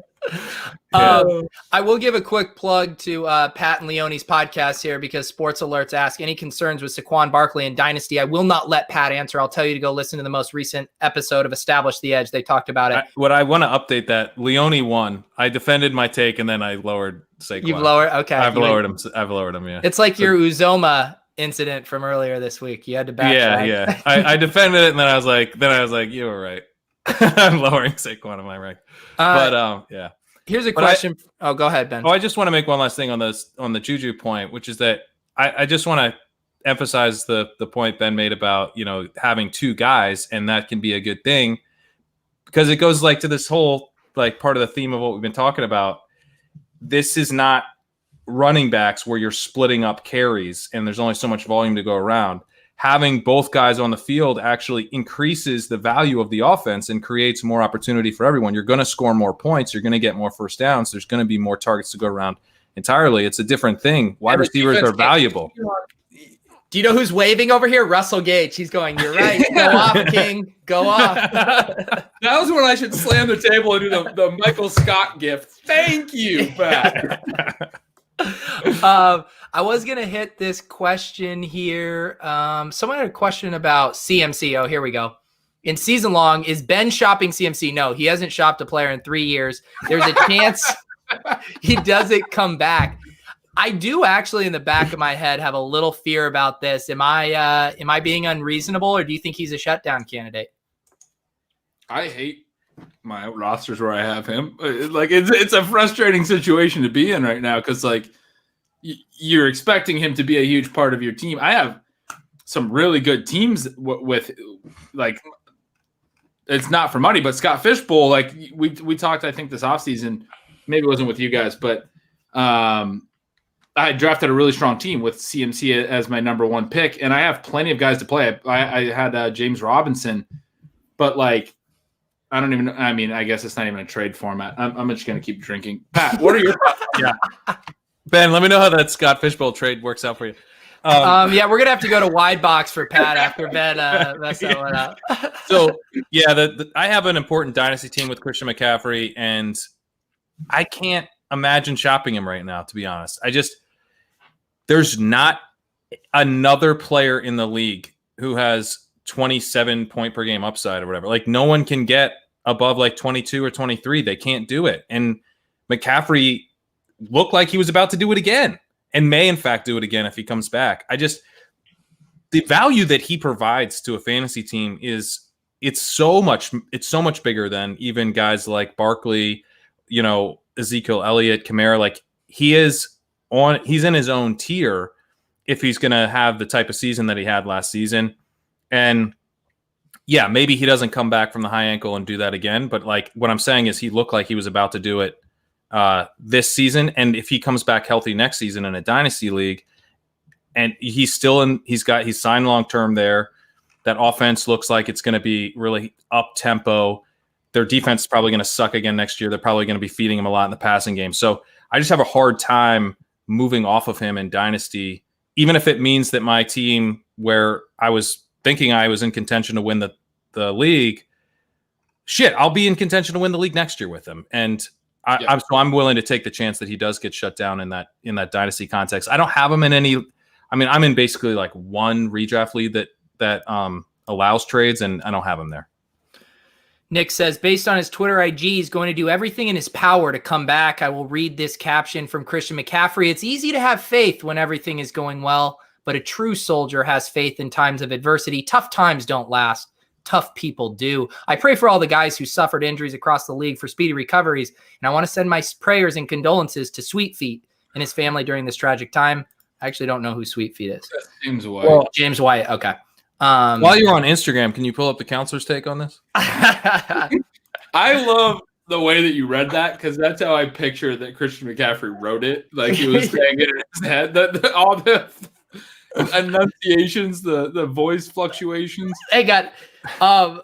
There was actually, I meant to fire off. Well, first of all, my new favorite thing about the counselor, and I haven't been sharing counselor stuff as much lately because everyone else is on him. This video went viral on Twitter without my help, but it's his captions now that are killing me. Like Christian McCaffrey hurt. Great. I called it. Great. But there was one the other night I love it. that I have to pull up. He just said the snowflakes are triggered. I am in fact triggered. So yeah, I guess that makes me a snowflake. Sorry. Can you play that video or will the sound go? Okay. Hang on. So I just want to show this screen. I'm gonna have to go wide shot. I screenshotted this last night, and it was too late to tweet, but here it is. So this was on his thing. He said, "I will never apologize unless I am wrong." It destroyed me. I read it like at midnight, right before I went to bed, and I will never apologize. I do need to tweet that one out though. That one's amazing. Man, yeah, predicting injuries. Yeah, that's tough. I will never apologize unless I am wrong. That's what I teach my daughters every day. You don't have to apologize unless you're wrong. The other thing too about the McCaffrey stuff, and I think I am worried, but I do agree with Pat. Like I'm not selling him pennies on the dollar. And in our main event team, we're 2-0 where we have him. We luckily have a ton of firepower with a Dak double stack, and we have. I'll go ahead and just pull it up here. We also have DK Metcalf, who's going nuclear. We got Aaron Jones. So the hope is that we can bide our time. We hit Josh Kelly, but I want to, hopefully we can get through these bye weeks. And then when Christian McCaffrey comes back, we're ready for the big playoff push, which is what this is all about. Yeah. Yeah. McCaffrey gives you the upside to actually take your league down. God, that's a dope team. Yeah, it was really ready for. We're 50th overall in the main event, and with McCaffrey, that would be an even doper team. And this one had Sutton too. It had Sutton, yeah. Sutton too. Yeah. So shit happens, man. Yeah, it does. Let's see. I had another question here. Haven't talked a lot about the Packers. Thoughts on MVS with Adams out this week? Likely out. I don't know. I mean, he's been getting a lot of volume, and he's also their deep threat. So I guess he's going to deal with more defensive attention, but he's someone that I think maybe goes against the rule a little bit that I was talking about, just because Adams is such a target hog that now there's going to be, even if the offense is less effective, a lot of targets are going to be freed up, and given MVS's role, a lot of those targets are going to be downfield. His ADOT 16.5. He has a 32% air yard share, so he could really, have some really nice big plays for you. So I like MVS this week. I think Aaron Jones and MVS probably benefit a little bit from Adams being out. So I don't have a strong take on MVS at all, and that makes me like him more, but. I don't know what to do with Green Bay's offense, because what's so early in Aaron Rodgers' career, the thing that we would all talk about was that he could throw to anyone. Anyone could score touchdowns in this offense. James Jones had he had that 14 touchdown year when he was the number 3 receiver. This is before I was a fantasy football analyst. This is way back when, but. Jordy Nelson's first big season was a 15 touchdown season as the number 3 receiver. Richard Rodgers had an 8 touchdown season. All these random ass seasons. The last few years, this offense has operated like they can only run through one player in any given week. So it was Adams a lot last year. When Adams missed those 4 games, those were the best, some of the best games of Aaron Jones's season. His splits were really massive when Adams was in and out of the lineup. Last week or week 1, it went all through Adams this year. And then last week Adams gets hurt. And then they were like, okay, we're going to do everything through Aaron Jones now. And he only played, I wrote about it in Signals. He only played X amount of snaps, but he got a touch or a target on 80% of them. I mean, I'm going to look it up. It's crazy how much compared to the total number of snaps he got. He had 22 touches on 35 snaps. But he also had, additional targets on top of that. I think he had 4 additional targets on top of that. 18 carries and 8 targets, 26 opportunities on 35 snaps last week. Like, wow. Every time he was on the field, it was either a handoff to him or a pass to him. Anyway, I don't know what to make of that. I'm just like sharing something that I've seen, and like I feel like it's probably going to be a ton of Aaron Jones again, and so maybe that's not good for MVS. I don't really know what to make of it. It's weird. It's different than what we used to see from Aaron Rodgers' offenses, but it's like he only trusts certain players now. I don't know. Yeah, it's also yeah. Hey, we set a very low bar for this stream. We said we were going to drink and we were going to talk about it. This has turned into a start-sit show. We are doing your bidding for you guys, so you will take this drunken Ben and you will like it. I get so energetic talking with you guys because we think alike, and I enjoy talking like the nuts and bolts of this with you guys. But you guys have done this all summer. The like Rotovizzy, like, I don't know. I enjoyed chatting with you guys. Pat and I were on the phone yesterday. We went for a couple hours. It was just fun to chat. Like, yeah. When's that audio dropping? Yeah, I'm releasing it today on the feed. Yeah, no, it is. I mean, the thing is it's it is thinking about things in a different way, and you even said it too, like that you know even when you were with CBS too, like you were thinking about it from a different way than a lot of those other guys you were working with, and it's I think that it's nice to have that added perspective because we do get in these echo chambers, the hive mind, the group think, and we need people out here approaching it in a different way, even if it massively triggers people when we don't draft a running back for 8 rounds. Although we only bring on people we agree with, so we are sort of group thinking on ship chasing. No, but see, we have brought Crack Rock on. That's true.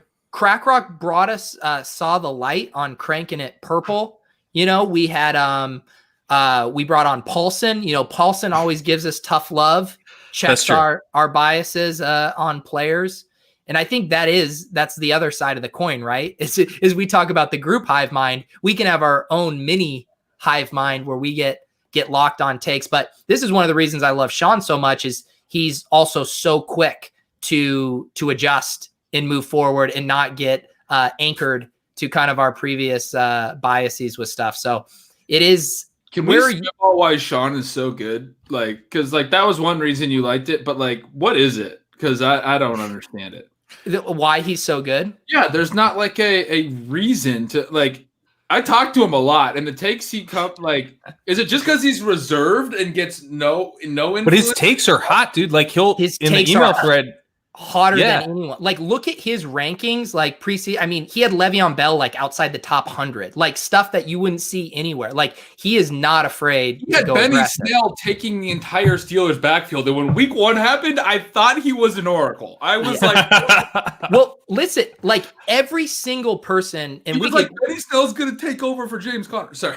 We could list off a million of these. The most one that's stuck in my head right now is everyone said you can't, and I know you were on Diggs, but everyone was like, you can't draft these wide receivers who are changing teams. He was so far ahead of market on both DeAndre Hopkins and Stephon Diggs. It wasn't even funny. It was like he saw through the small sample size noise of there not being a ton of elite wide receivers changing teams. And he said, that's fucking bullshit. These guys are good and they are going to command a huge target share. But last year, I was optimistic about Odell Beckham, and he was not. And I was concerned about being so optimistic about Odell Beckham because he was so down on him. How does he always fucking know? Like that's what yeah, no, his new call, I think I was low on Hopkins for that reason, and I was wrong on Hopkins. But I don't know, he's fucking. He is a legit wizard, like you said. Like the way he's able to pick out like the anomalies and the he was also the one that was saying, I was listening today with Calm and about,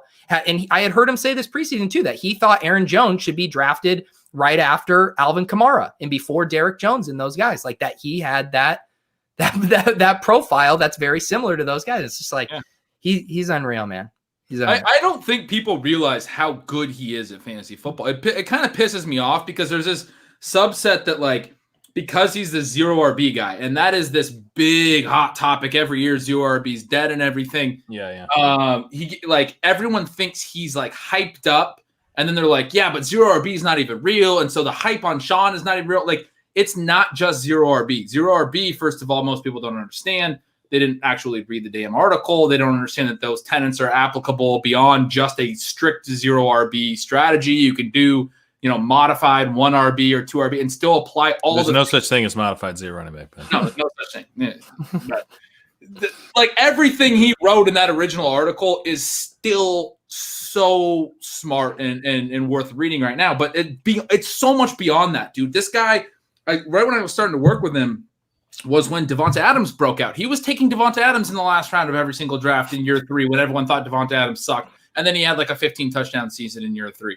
Like, he's always like, that was one of the takes. Like, you don't go against his takes. I'm just telling you guys, like, he is one of the rare people where the hype is very high and he exceeds it. I have conversations with him. If you trust my opinion on anything, Sean is legit and you should listen to him.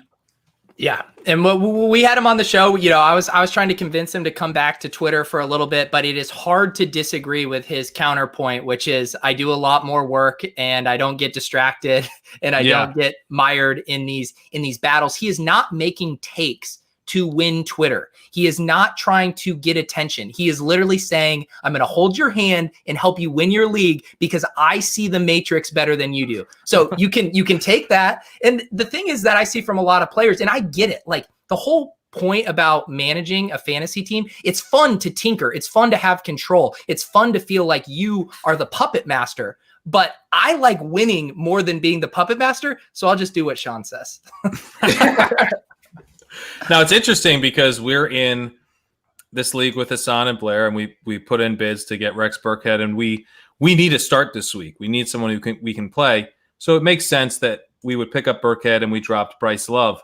But in the league that we're in with Sean and Ben, he put in bids to pick up Bryce Love. So I'm a little bit nervous that we just dropped the guy that Sean picked up. I saw those bids and I was like, all right. Throwing away everything. Start over. Yeah, I know. Like what I said to Hassan and Blair earlier, like, we can definitely drop Love. There's no, like, what would even happen if Gibson got hurt? I'm not even sure what his contingent value is.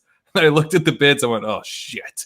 I mean, it is, was it one of you guys? I can't, untangle it, but someone was saying about, or maybe it was Sean, about Adrian Peterson fading away down the stretch and ceding to DeAndre Swift more. I mean, I feel like that thesis should hold true for Peyton Barber as well, right? Like, I mean, are Peyton Barber and Adrian Peterson going to be able to command a ton of targets? We already saw Barber lose his grasp on that large work share. Well, McKissick's there for targets. Yeah. But I think Bryce Love, I would profile more as the early down, getting those Barber. Oh, you're trying to figure out how Love fits in? Yeah, and just saying that I don't think Gibson is the issue for Love. It's Barber. Love, I think, is you look at Barber and you say, okay, in week 1 he took over, and I was already like, not to be like, oh yeah, hey, I was noticing this too, but I was already kind of thinking like Barber played 29 offensive snaps in week 1. He took over the whole second half. He played 1 offensive snap in week 2. So immediately when I saw that, when I was doing signals this week, I was thinking that's like they decided that it's 17 carries for 29 yards in week 1 were not worth any more playing time. So are we potentially in a situation where he is now the inactive 4th running back and Love starts playing in that Barber role? And I mean, I think that's the path, right? Like he gets 15 carries in the Barber, what Barber did week 1.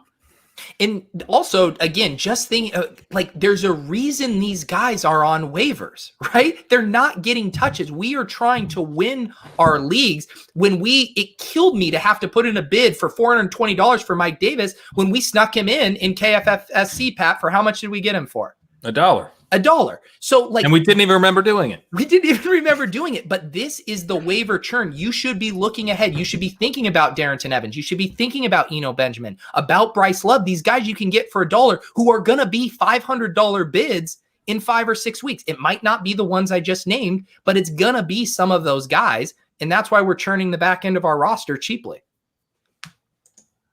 Yeah. And I mean, and like, yeah, I don't think Sean's like the only guy that does this. If you look, there's some other high stakes guys that do it too. And they're always on these dudes. I mean, One thing I've noticed is it's a lot of times it's these third running backs, but typically it's in offenses that you want to be on. You know what I mean? Like they were on Damian Williams a couple of years ago before Damian Williams was a thing. They already had him on rosters, some of these guys. So it's definitely I certainly watch people and try to learn from them as well. And that's something I've picked up is like a lot of times it's these third running backs where the opportunity is great. I don't really see it in Washington. So I'm kind of confused on Love a little bit.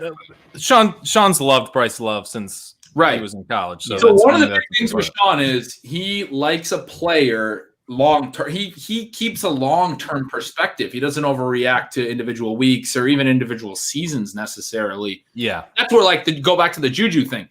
That's something I feel like I've picked up from him a lot. And I am not overreacting to 2 weeks of Deontay Johnson seeing a few more targets than Juju when I believe so strongly that Juju Smith-Schuster is a really good player long-term. Things break right for players like that. And that's why I made the Diggs comparison. Specifically why I made the Diggs comparison, because I feel that strongly about Diggs, and that's why I was arguing everywhere to draft Diggs. I had Diggs ranked 15 spots higher than his ADP. I have him on so many teams this year, and I'm freaking loving it. Yeah. But because he's that good, and I also knew from stealing signal stuff that he was pigeonholed the last couple of years. Hermsmeyer talks about receiver owns his own ADOT. Diggs had this weird thing I haven't seen from any other receiver where his ADOT from 2018 to 2019 jumped to 6 yards. It was Michael Thomas underneath ADOT in 2018. It was Deshaun Jackson, Will Fuller, deep threat in 2019. That to me says, okay, Diggs isn't being allowed to dictate his own ADOT. They're putting him in roles, which is stupid when you have a player that's that good. And then the Bills trade a first, a fourth, a fifth, and a late round pick swap to get him. They were trying to get Antonio Brown the year before. They're looking for a guy that they can make their number one and throw the ball to at all depths and let him dictate his own ADOT and let him get open and just be a playmaker. And that's what we've seen through 2 weeks. So I don't know. I think that long-term thing where this guy's good, be on him is the biggest thing I've learned from Sean. Yeah. And that actually dovetails to this comment, which I want to address. But during the churn, the guy you drop could be the guy who goes for $500 in a few weeks. Here's the thing. And it's the reason why we weren't super excited about Mike Davis is because we are trying to anchor ourselves to what Ben was just describing. These guys that have been good, whether that was because they had a massive production in college or they have the physical skill set like a Jerick McKinnon to just be more athletic than everyone on the field. These are the guys we get excited about and that we're stashing and why we're not blowing our bids on Wayne Gallman and Dion Lewis. We're targeting these profiles. Pat, talk about Eno Benjamin. Why is Eno Benjamin, who's not active right now, a premium stash? Well, I think what Searbat's saying, though, is that we literally just dropped Bryce Love in one league and picked him up in another. So, if that was Searbat's point, he's right.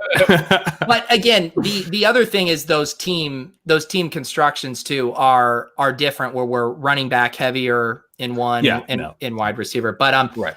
Here's one name I do want to throw out that I think falls into this category. I was going to get to do some Eno Benjamin. Oh, sorry. I thought you got distracted. Go for it. You throw it and then you take it away. No, I threw it to you and you batted it away. I wanted to get a joke in and then get back to it.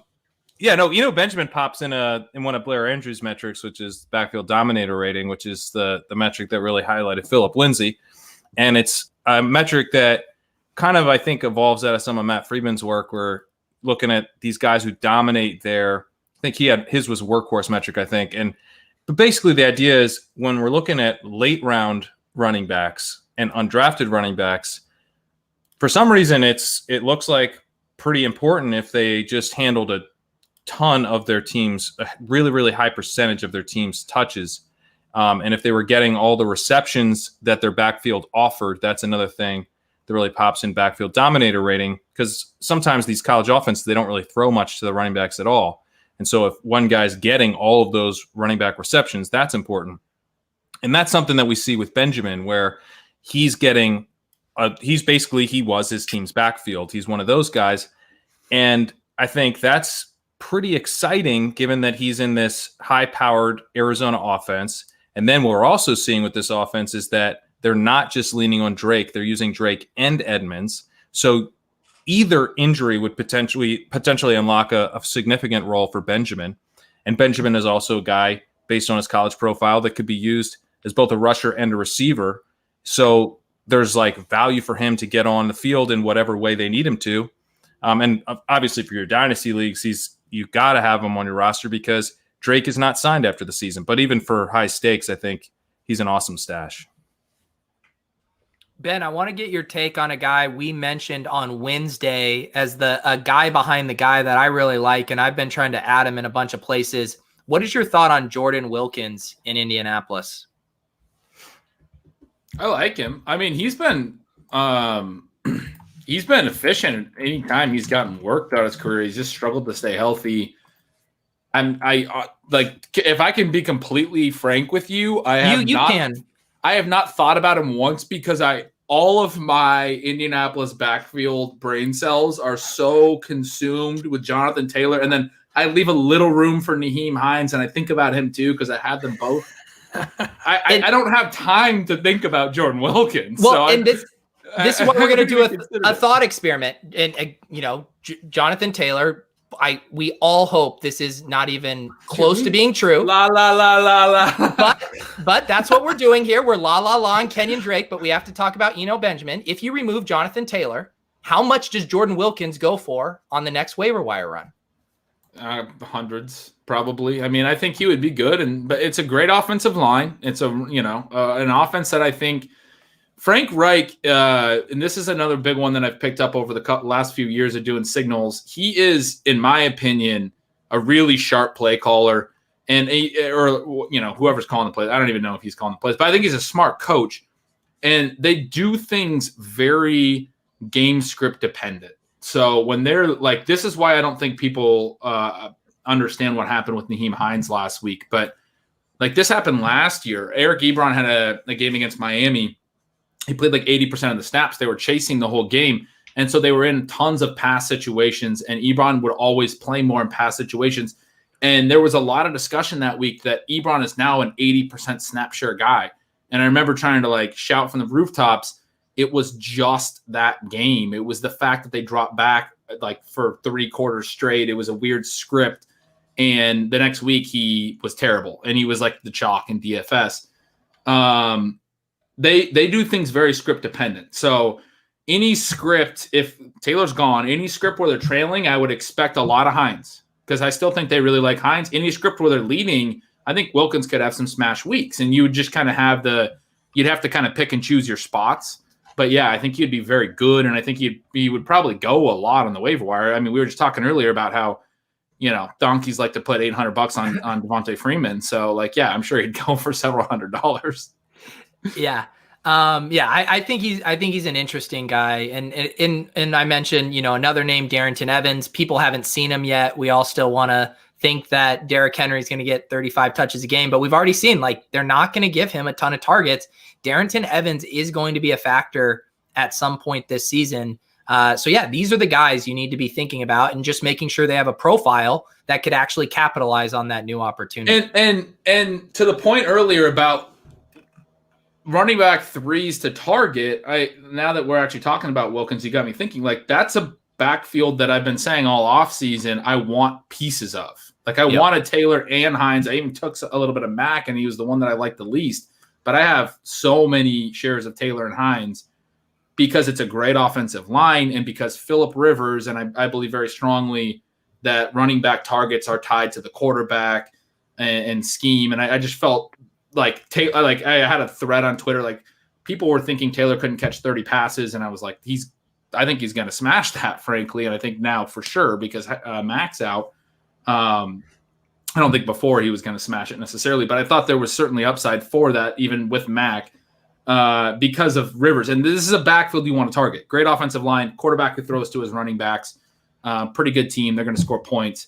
So that would be a situation where, stash the third running back. I think that makes sense. I think that's actually, now that we're sitting here talking through it, like I think that's pretty damn sharp.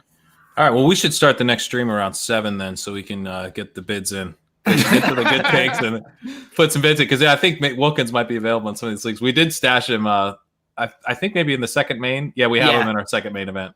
Yeah, we grabbed him on this one. This team's playing the long game. But yeah, and again, to the guy's point, like you're not going to have room for all of these stashes, and you're going to want to go after these handlers that emerge. You're going to have tight end woes and need to plug it in with a nice Cox like Mo Alley. These are things that are going to happen. What? Reaching. You're not reaching for a Cox on the waiver wire? I guess Jack Doyle is back. Yeah, let's see here. Hey, the bartender is making the last call. This round is on me. Make them doubles for the chip shaving jive boys. Wow. Wow. All right. Yeah, haven't seen that one before. Thank you, Dave. Here's a question, and we probably should wind it down before we start. Yeah, I think we regret to end our stream. McFarland. He just cut us off. Did he are they playing us off? I'm not. I just threw up another question for us here. McFarland. I don't have a McFarland take. Do you guys? I don't think McFarland is a great stash because he's not a terrible stash, but he's not all that high on my list. And it's more of a guy that I think we can churn out. We did draft him in a league, and I think we've dropped him because if Connor were to go down, then I think you would see a lot of Benny Snell and probably some Samuels. And I don't think you would see a ton of McFarland. And actually, the preseason chatter was that McFarland would be mixed in, and we just haven't seen him. So I feel like he's kind of buried right now, and it would take a lot. It would probably take 2 injuries before McFarland was startable. Certainly with 1 injury, everyone's rushing to pick him up, but I don't know that he'd actually deliver that much value to your lineup. So, with a Wilkins, someone asked how much he'd go for. I think he might go for like $700 if Taylor went down. Yeah. That's 600, 700 range. So, he's not one of my favorites. We've already speaking literally what I was thinking, so I figured I'd run and grab another beer. There you go. Gretch is tapping the Rockies. Yeah, and again, to Pat's point, it's 2 injuries because we know it's Snell if Connor goes down. That's the guy. And Jalen Samuels is still has a little bit of a role. Yeah. He's the 4th running back on his team. Yeah. Yeah. But I wonder if Connor's gone at the end of the season. So from a dynasty perspective, then McFarland, I think in the shallower formats will hit waiver wires soon. And does seem like a pickup there to me because, and by the way, Snell is one of the best buy lows in dynasty right now. I think Connor has a legitimate shot of being gone, and week 1 could end up being 2021. So, Ben, did you hear that? Maybe send out an offer. What we saw in week 1 from Benny Snell could end up being what we see all of 2021. I got to send out some Dino offers. I tried to do a little poetic thing, and Ben just went week 1. I missed it completely. God damn it, Ben. Thank you for explaining it. I nailed it. We're all stepping on each other at this point in the stream here. I love it. I'm enjoying the hell out of it. It's good, man. This is the good shit. Let's by the way, if you guys haven't subscribed to Ben's Stealing Signals, it is a newsletter. You can find it on his Twitter account. It's what? I'm already subbed. It's what, $5 a month? Something ridiculous. It's absurdly cheap. Like it should literally be like the true price of it should probably be like $30 a week, maybe. Yeah. Like it's fucking awesome. Yeah, it's an absurd steal. Yeah. So definitely check out Ben's stuff over there. It's because you guys have probably, if you're on this, you've seen the stat chasing. I'm going through like all the things that I saw. The stuff you're adding with look, Nyheim Hines, this is why this happened. This is Frank Reich. That's fucking gold, dude.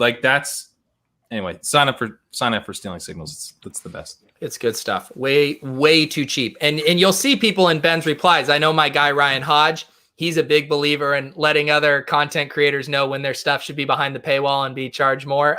This is Exhibit A. So get on the ground floor before Ben comes to his senses. The ground floor. This is we're winding down. I don't know how many more years I can do this. We've been doing this for 4 You're or 5 already years. burned out. That was my concern because through quarantine and stuff, we were all, around. I was doing so many streams and I was like, normally the summer is the time to decompress and stuff. And I feel like we were all mega online more so than usual. And I was like, oh shit. It was before week 1 and I was like, I feel fried. Am I going to be able to do this? I know, dude. I'm still not sure. I do need some interns. This is a good comment. Yeah, we need Crack Rock. Can you funnel some of your intern program over? Let me get some grinders over on my payroll. Well, actually, we do need to give a shout out to one of our guys. His name on Twitter is @ChangeCollege, and he changed his YouTube handle to Ship Chasing Intern. He is now doing some timestamps for our show. He did it for Pat's Stat Chasing, going through and timestamping the show. So if he's out there and you see him in the comments timestamping all of the things we talked about during this show, give him a shout out because he's doing the Lord's work. Did you guys hire him as an intern, or did he just change his... volunteered. Also, I think he might only be doing it for Stat Chasing. I don't want to rope him into doing timestamps for this drunken wafer wire hang. You don't have to do that. There's no reason to do that. I'm just saying if he wanted to. Don't do it. Don't do that, Change College. I want a timestamp for every time I slam the table. Actually, that would be good. That would be. You know what? Good. Pat could actually get those pretty easily if we export the MP3 file and he rolls it into Audacity and just see the level spiking. You see when the audio clips. Oh my goodness, Ben. So is it still your DFS and fantasy situation still isn't great in Washington, right? Yeah, it sucks. Yeah, it's brutal. I don't do what I do legally. He said on the internet. Don't tell anyone. Don't tell anyone. That felt like a line from like a Nick Cage movie trailer. I don't do what I do legally. What if this whole thing was just a big sting operation and we just needed that line? Oh my god! Shit, no, there's proof. Yeah, there's our timestamp, 127. That's what I had said to you, Ben. Like we have become like the booziest show in fantasy, and I have definitely found myself drinking way more than I ever have during the week on school nights. I'm drinking way too much on school nights. Good. Yeah, we didn't drink on Wednesday, and I was like proud of us. Or maybe you did. I didn't. I was sipping on a little stuff, not too hard. I want to get. Yeah. We were just talking about signals and stat chasing, which is an awesome show too. And I want to get some of Pat's takes on Pat. I don't know. Did you make it through signals yet this week? We were talking yesterday. I know you had a big week. You didn't. No, I have. Oh, you have. What were some things that you disagreed on this week, or I don't know. I thought you were going to say, tell me some things you liked. What did you like from my column? I started with disagree. Pat is one of the few people that I know grinds as hard as I do, and I love talking with him. I love getting his opinion on it. 227-32, Ben's a criminal. That's a good time. And I like getting Pat's thoughts. We chat about it sometimes. Like week one, we did this. You told me some of the things that I was asking you in the DMs. Like, what were some things you disagreed with? I wanted your thoughts on them. And that's what I'm asking for now. I'll give you one. AJ Green's wash, son. I like that one. Yeah. I'm trying to think what jumped out to me. I guess I shouldn't ask you 2 hours and 17 beers deep. Yeah, I'm like, shit, what did I disagree with? But I don't know. What do you think about Ayuk? You didn't see a lot of targets. You're a very targets per route run guy. We kind of touched on this a little bit yesterday. We didn't really talk about it. He ran routes on 80% of dropbacks in his debut. Like Hamler, I'm stoked about. He saw the volume. Ayuk didn't see the volume last week. What are your thoughts on him right now?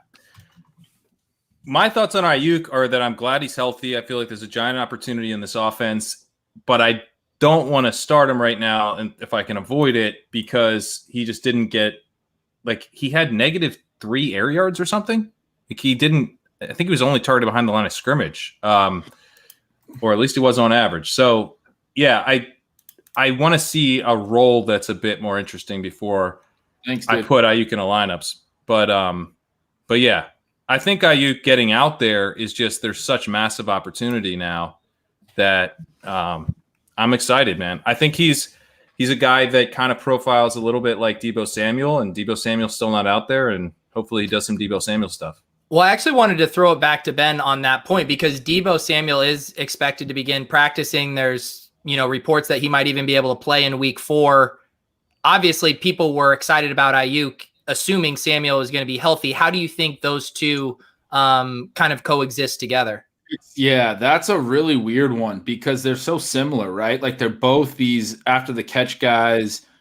Deebo has that kind of rushing and receiving role, but that's how the whole San Francisco offense is based, right? Like they're Yak. I remember this from Brian Malone way back in the day. Yak is not sticky. But the San Francisco offense is one of the few offenses where Yak is sticky for me, and the Rams are becoming another one because they've started to be this really low ADOT yards after the catch offense and do it efficiently and do it well to every pass catcher. The 49ers, like at first I thought it was just that Kittle is so good at creating yards after the catch, but they're doing it with a lot of guys. And they it's just Kyle Shanahan. He schemes guys into space. He gets and Garoppolo is, I guess, also just accurate. I mean, go back to week 1. Raheem Mostert running the little angle route, and he hits him. Boom, he's gone, right? And how many – that was like a 6-yard pass of air yards, and it was an 80-yard passing touchdown. Like, that's their offense. That's what Deebo and Ayuk both are, so maybe they can coexist. At first, when they drafted him, I was like, maybe these guys overlap a little bit, but I just think they're gonna be smart how they scheme guys, and they're gonna run them in shallow crossers and crossing across each other, and one of them's gonna get a short catch and break it upfield. I'm still optimistic about him when Deebo comes back, but also I'm concerned about Deebo because we know Jones fractures can be re-injuries, and yeah, he might be back in week 4, but they tried to rush him back for week 1, and then he had a setback, right? He already had one setback before they went to IR. I'm kind of concerned about how I was hoping they would just be hey, we're a good team. Let's just stick them on PUP for 6 weeks and frickin' play him in the second half. But they already had a setback there, and now they're going to try and rush him back in week 4. It feels like they're pushing that a little bit too much. So I don't know. Maybe Deebo ends up being a stud. I still have him stashed in some IR spots in some leagues where I have him, where I have IR spots. But there's other opportunities for Ayuk if Deebo can't get healthy. Well, and kind of the problem is the initial argument would have been oh, there's too many mouths to feed, blah, blah, blah. But this team is so beat up. Kittle's in and out of the lineup that these guys definitely could coexist because they don't have any other playmakers right now. Yeah. I mean, that's Kendrick Bourne is their number 1 receiver right now, right? Yeah. He's not terrible, but another guy that Sean somehow knew was going to be good years ago. I mean, not that he's been great, but I don't know. No one thought Kendrick Bourne would be their number 1, but he's kind of been that.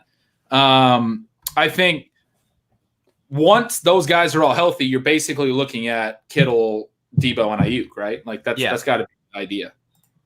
Yeah, for sure. And I like that. I think it suits Jimmy G's skill set well to get those guys. Right. I think that's smart. Yeah. And it's the scheme too. That's how they're that. Again, I mentioned the Rams. That's what they've been doing, and they've been super efficient, even though really low ADOT. I think. I wrote it in signals this week. I've had enough. Ben Jefferson's the only Rams wide receiver with an ADOT over 10. Really? Yeah. So I think Goff has the highest yards per attempt in the NFL, maybe, but don't quote me on that because the Coors Lights are talking. But I wrote something like that in signals this week. I can't remember what the actual stat was, but that's weird because he also has one of the lowest average depths of target in the NFL, yards per attempt. Average depth of target is low. That requires a lot of yak, but every guy they're throwing to, somebody had a stat. Oh, Rebar, that Goff has a really strong yards per attempt to every position right now. His running over a certain number, running backs, receivers, and tight ends are all being very efficient. They're scheming everything in LA with the Rams, and same with San Francisco. That's the way Shanahan's always done it. They these offenses. It's kind of a new offensive scheme. I think it's something that I really like though. They're doing a lot of play action, rollouts, dump offs close to the line, letting guys run in space, but doing it well enough that they can get anyone open. Higbee's 3 touchdowns last week. 2 of them were on sprint outs where he was the one option running into the flat. And like that's all, like they were just bootlegging Goff out, and he's throwing to Higbee, but it's just designed to let him turn it up. And that was in the red zone, not a ton of yak, but turn it up and get into the end zone. It's very much all schemed, and same thing with Shanahan. Like they're very similar offenses now. I think McVay might be drawn off Shanahan, but what do I know? Well, they both, I mean, Shanahan was in Tampa Bay. That's what with, they were with Gruden. Washington. No, he was in Tampa Bay with John Gruden, Shanahan. And then, he was with Washington with his dad. McVay in Washington. That's right. I didn't think of that. But McVay was the quarterback's coach under Kyle Shanahan in Washington, right? Didn't they coach together? Did they coach together? I think so. And then Shanahan left, and then McVay became the Washington OC, if I'm not mistaken. I thought that Jay Gruden was the OC in Washington, or the head coach in Washington, that McVay was the OC under. Okay, maybe I have that wrong. But they both come from the Gruden tree to an extent, although Shanahan comes obviously from the Shanahan tree. But Shanahan's this interesting. One of the best podcasts to listen to all offseason was Shanahan's podcast with Sims. That's just like you guys should listen to that. It's fucking awesome. But he's talking about his whole biography and kind of all of the stuff that he's learned from. And he's like this really interesting mix of West Coast ideas and also the kind of the Shanahan style, which is much more stripped down. You have way, way, way less plays. It's all kind of about the system. Gruden is about like just an absurd amount of plays and kind of doing all this design stuff. And so Shanahan kind of melds the two.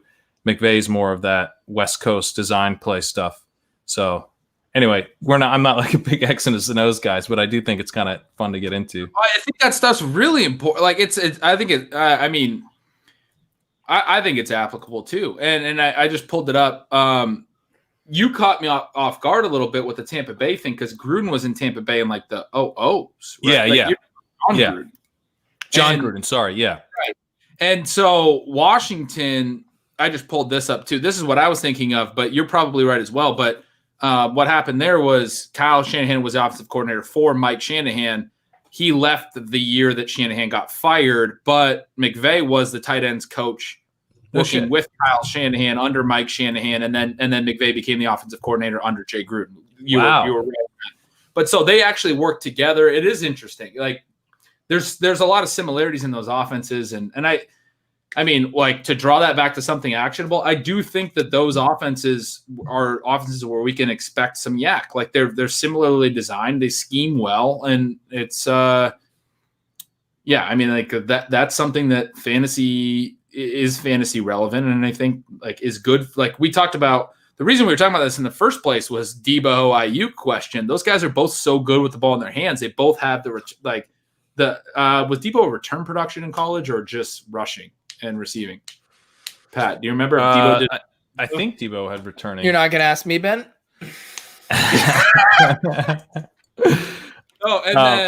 Then Ayuk definitely had tons of return production when he was at JUCO before Arizona State, and then also some at Arizona State, but like tons so these are guys that are like good with the ball in their hands. That's what we see. Yeah, Debo was an awesome kick returner. And he had rushing production. And he had rushing production. He had 154 career rushing yards on 25 attempts, and he had a 29 average on kick returns, which is really, really good on 42 returns career. So that pops. I mean, and that returning stuff, I think what that shows too is like we get, I think, sometimes too caught up on the combine numbers, which is a sample of one on these guys' athleticism. And it's funny to me that we don't get like more caught up on the miles per hour, like next gen stuff. You know what I mean? Like if we're going to get all psyched about a guy's 40, why don't we get like super psyched when they run 23 miles an hour or whatever?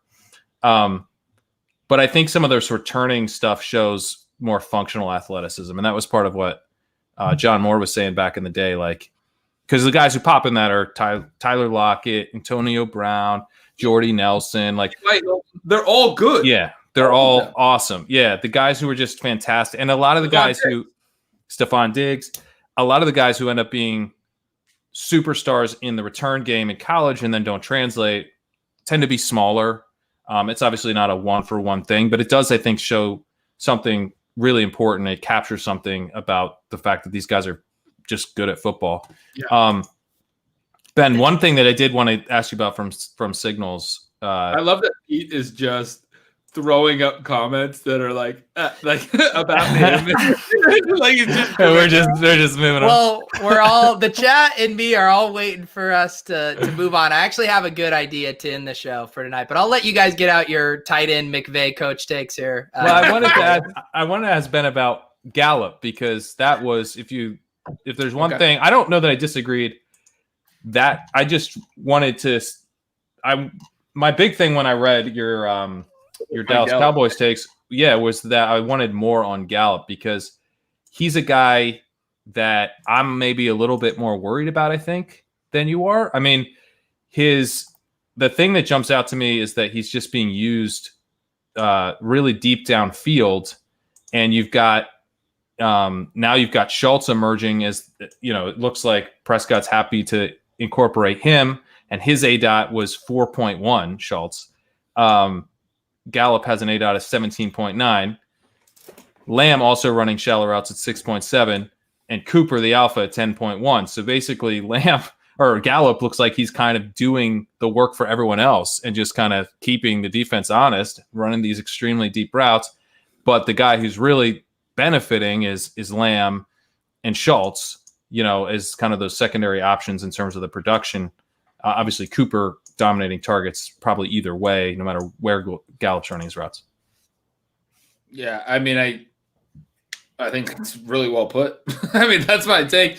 I didn't have a great take on Gallup. My thought was like, look, this is a really concentrated offense. Last year, they were super concentrated in 11 personnel. They had 4 guys that had 83 or more targets. There were a bunch of teams that didn't even have a guy who even hit 85 targets. There's like three different teams, I think, that didn't even have a guy who had 85 targets. This team had 4 guys that were, 83 or more. These are obviously very arbitrary cutoffs, so I can make a better point. But you're talking a team that uses a ton of 3 wide receiver sets and is going to incorporate them all, and then their top tight end goes down. So the targets are probably going to swing back towards him at some point. But the way that you break down their roles concerns me. like I think you're right. I think we should be a little bit concerned, because they are using Schultz. They did use Schultz last week. I still think that like Gallup's good is the thing, but if Lamb is going to smash right away, and he looks like he's going to, and he was the best wide receiver in this class. Like Visca was the receiver I wanted the most. I liked the most cost adjusted, but Lamb was the dude that popped in everything. Like you could not have been more excited about Lamb. And now he's already producing. Obviously, Amari Cooper was that guy years ago and has only been good in the NFL. That's not good that Gallup is suddenly the 3rd receiver. And if they're also going to incorporate Dalton Schultz and they're going to put Gallup in a role where he's stretching the defense, I think you make some strong points that we maybe should be a little more concerned than I let on. This is exactly right. You identified something I hadn't thought through enough. I mean, he's getting air yards. I mean, he probably does, in terms of the buy low model and that type of stuff. He definitely pops. So I don't want to write him off. But I kind of have PTSD from Curtis Samuel last year, where it's if a guy is just in a role where he's only getting those deep targets, and I think it can sometimes be. Yeah, I think there's different. Kyle Allen, Dak Prescott. Yes.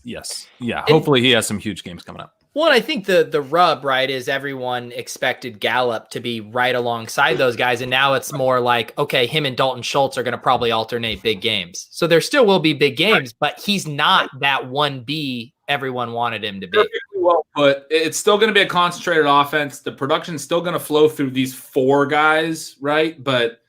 And then Zeke, obviously. But he could be the one that has fewer and farther between for his big games. All right, I had an idea of how to wrap this up. I say we build a lineup on DraftKings. My treat. I will spare you. I will spare my Trubisky for the screenshots, because I'm going to cut up this great clip of me saying how good Trubisky to A-Rob was. With your winnings. Let's give the honors here to our guest. You can start it with a stack, or you can start it with a guy you're just really excited about. It's a lot of pressure. Yeah. mean, I could start with the Jeff Driscoll, KJ Hamler stack. Oh, wow. Or we could just do Hamler. Or we could just do Hamler. I'm going to start with KJ Hamler, Let's free do up money, and let's get some studs in this lineup. We're going to start with a KJ Hamler play, min salary.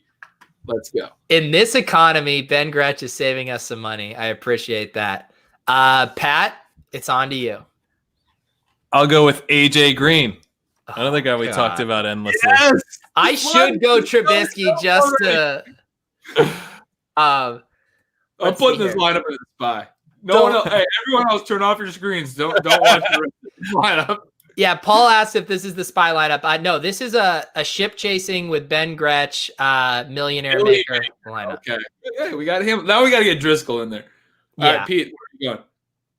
So, the questions first. Am I going to work off of anything here that we already have?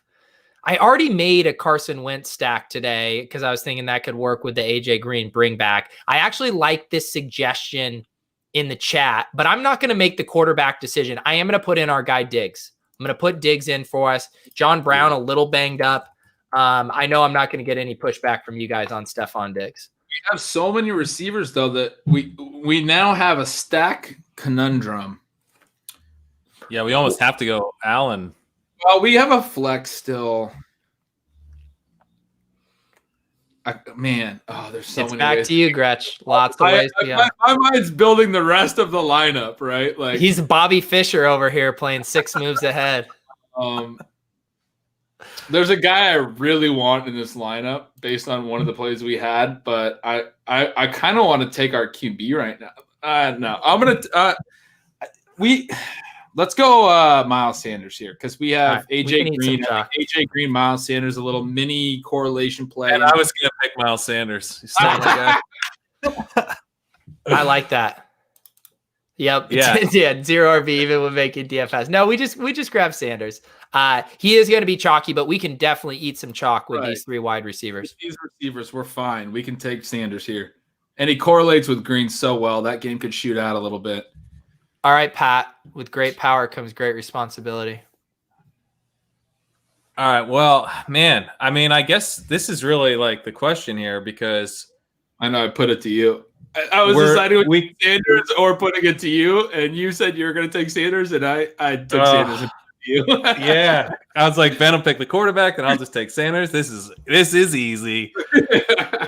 Shit. All right, so I think we could go maybe Burrow because we need a stack, or we could go Allen. But if we go Allen, do we go like John Brown to double flex it, or we just go single because he's gonna? I guess we could do a single stack with Allen. You can do single with Allen for sure. Yeah. Throw out that we have no exposure to the 2 high total games that are going to be high owned. That's why this is a millionaire maker lineup. All right. Cool. So if Allen's the play, then I'll just take Tyler Higbee. Okay, you guys are making me do the collective play on my turn.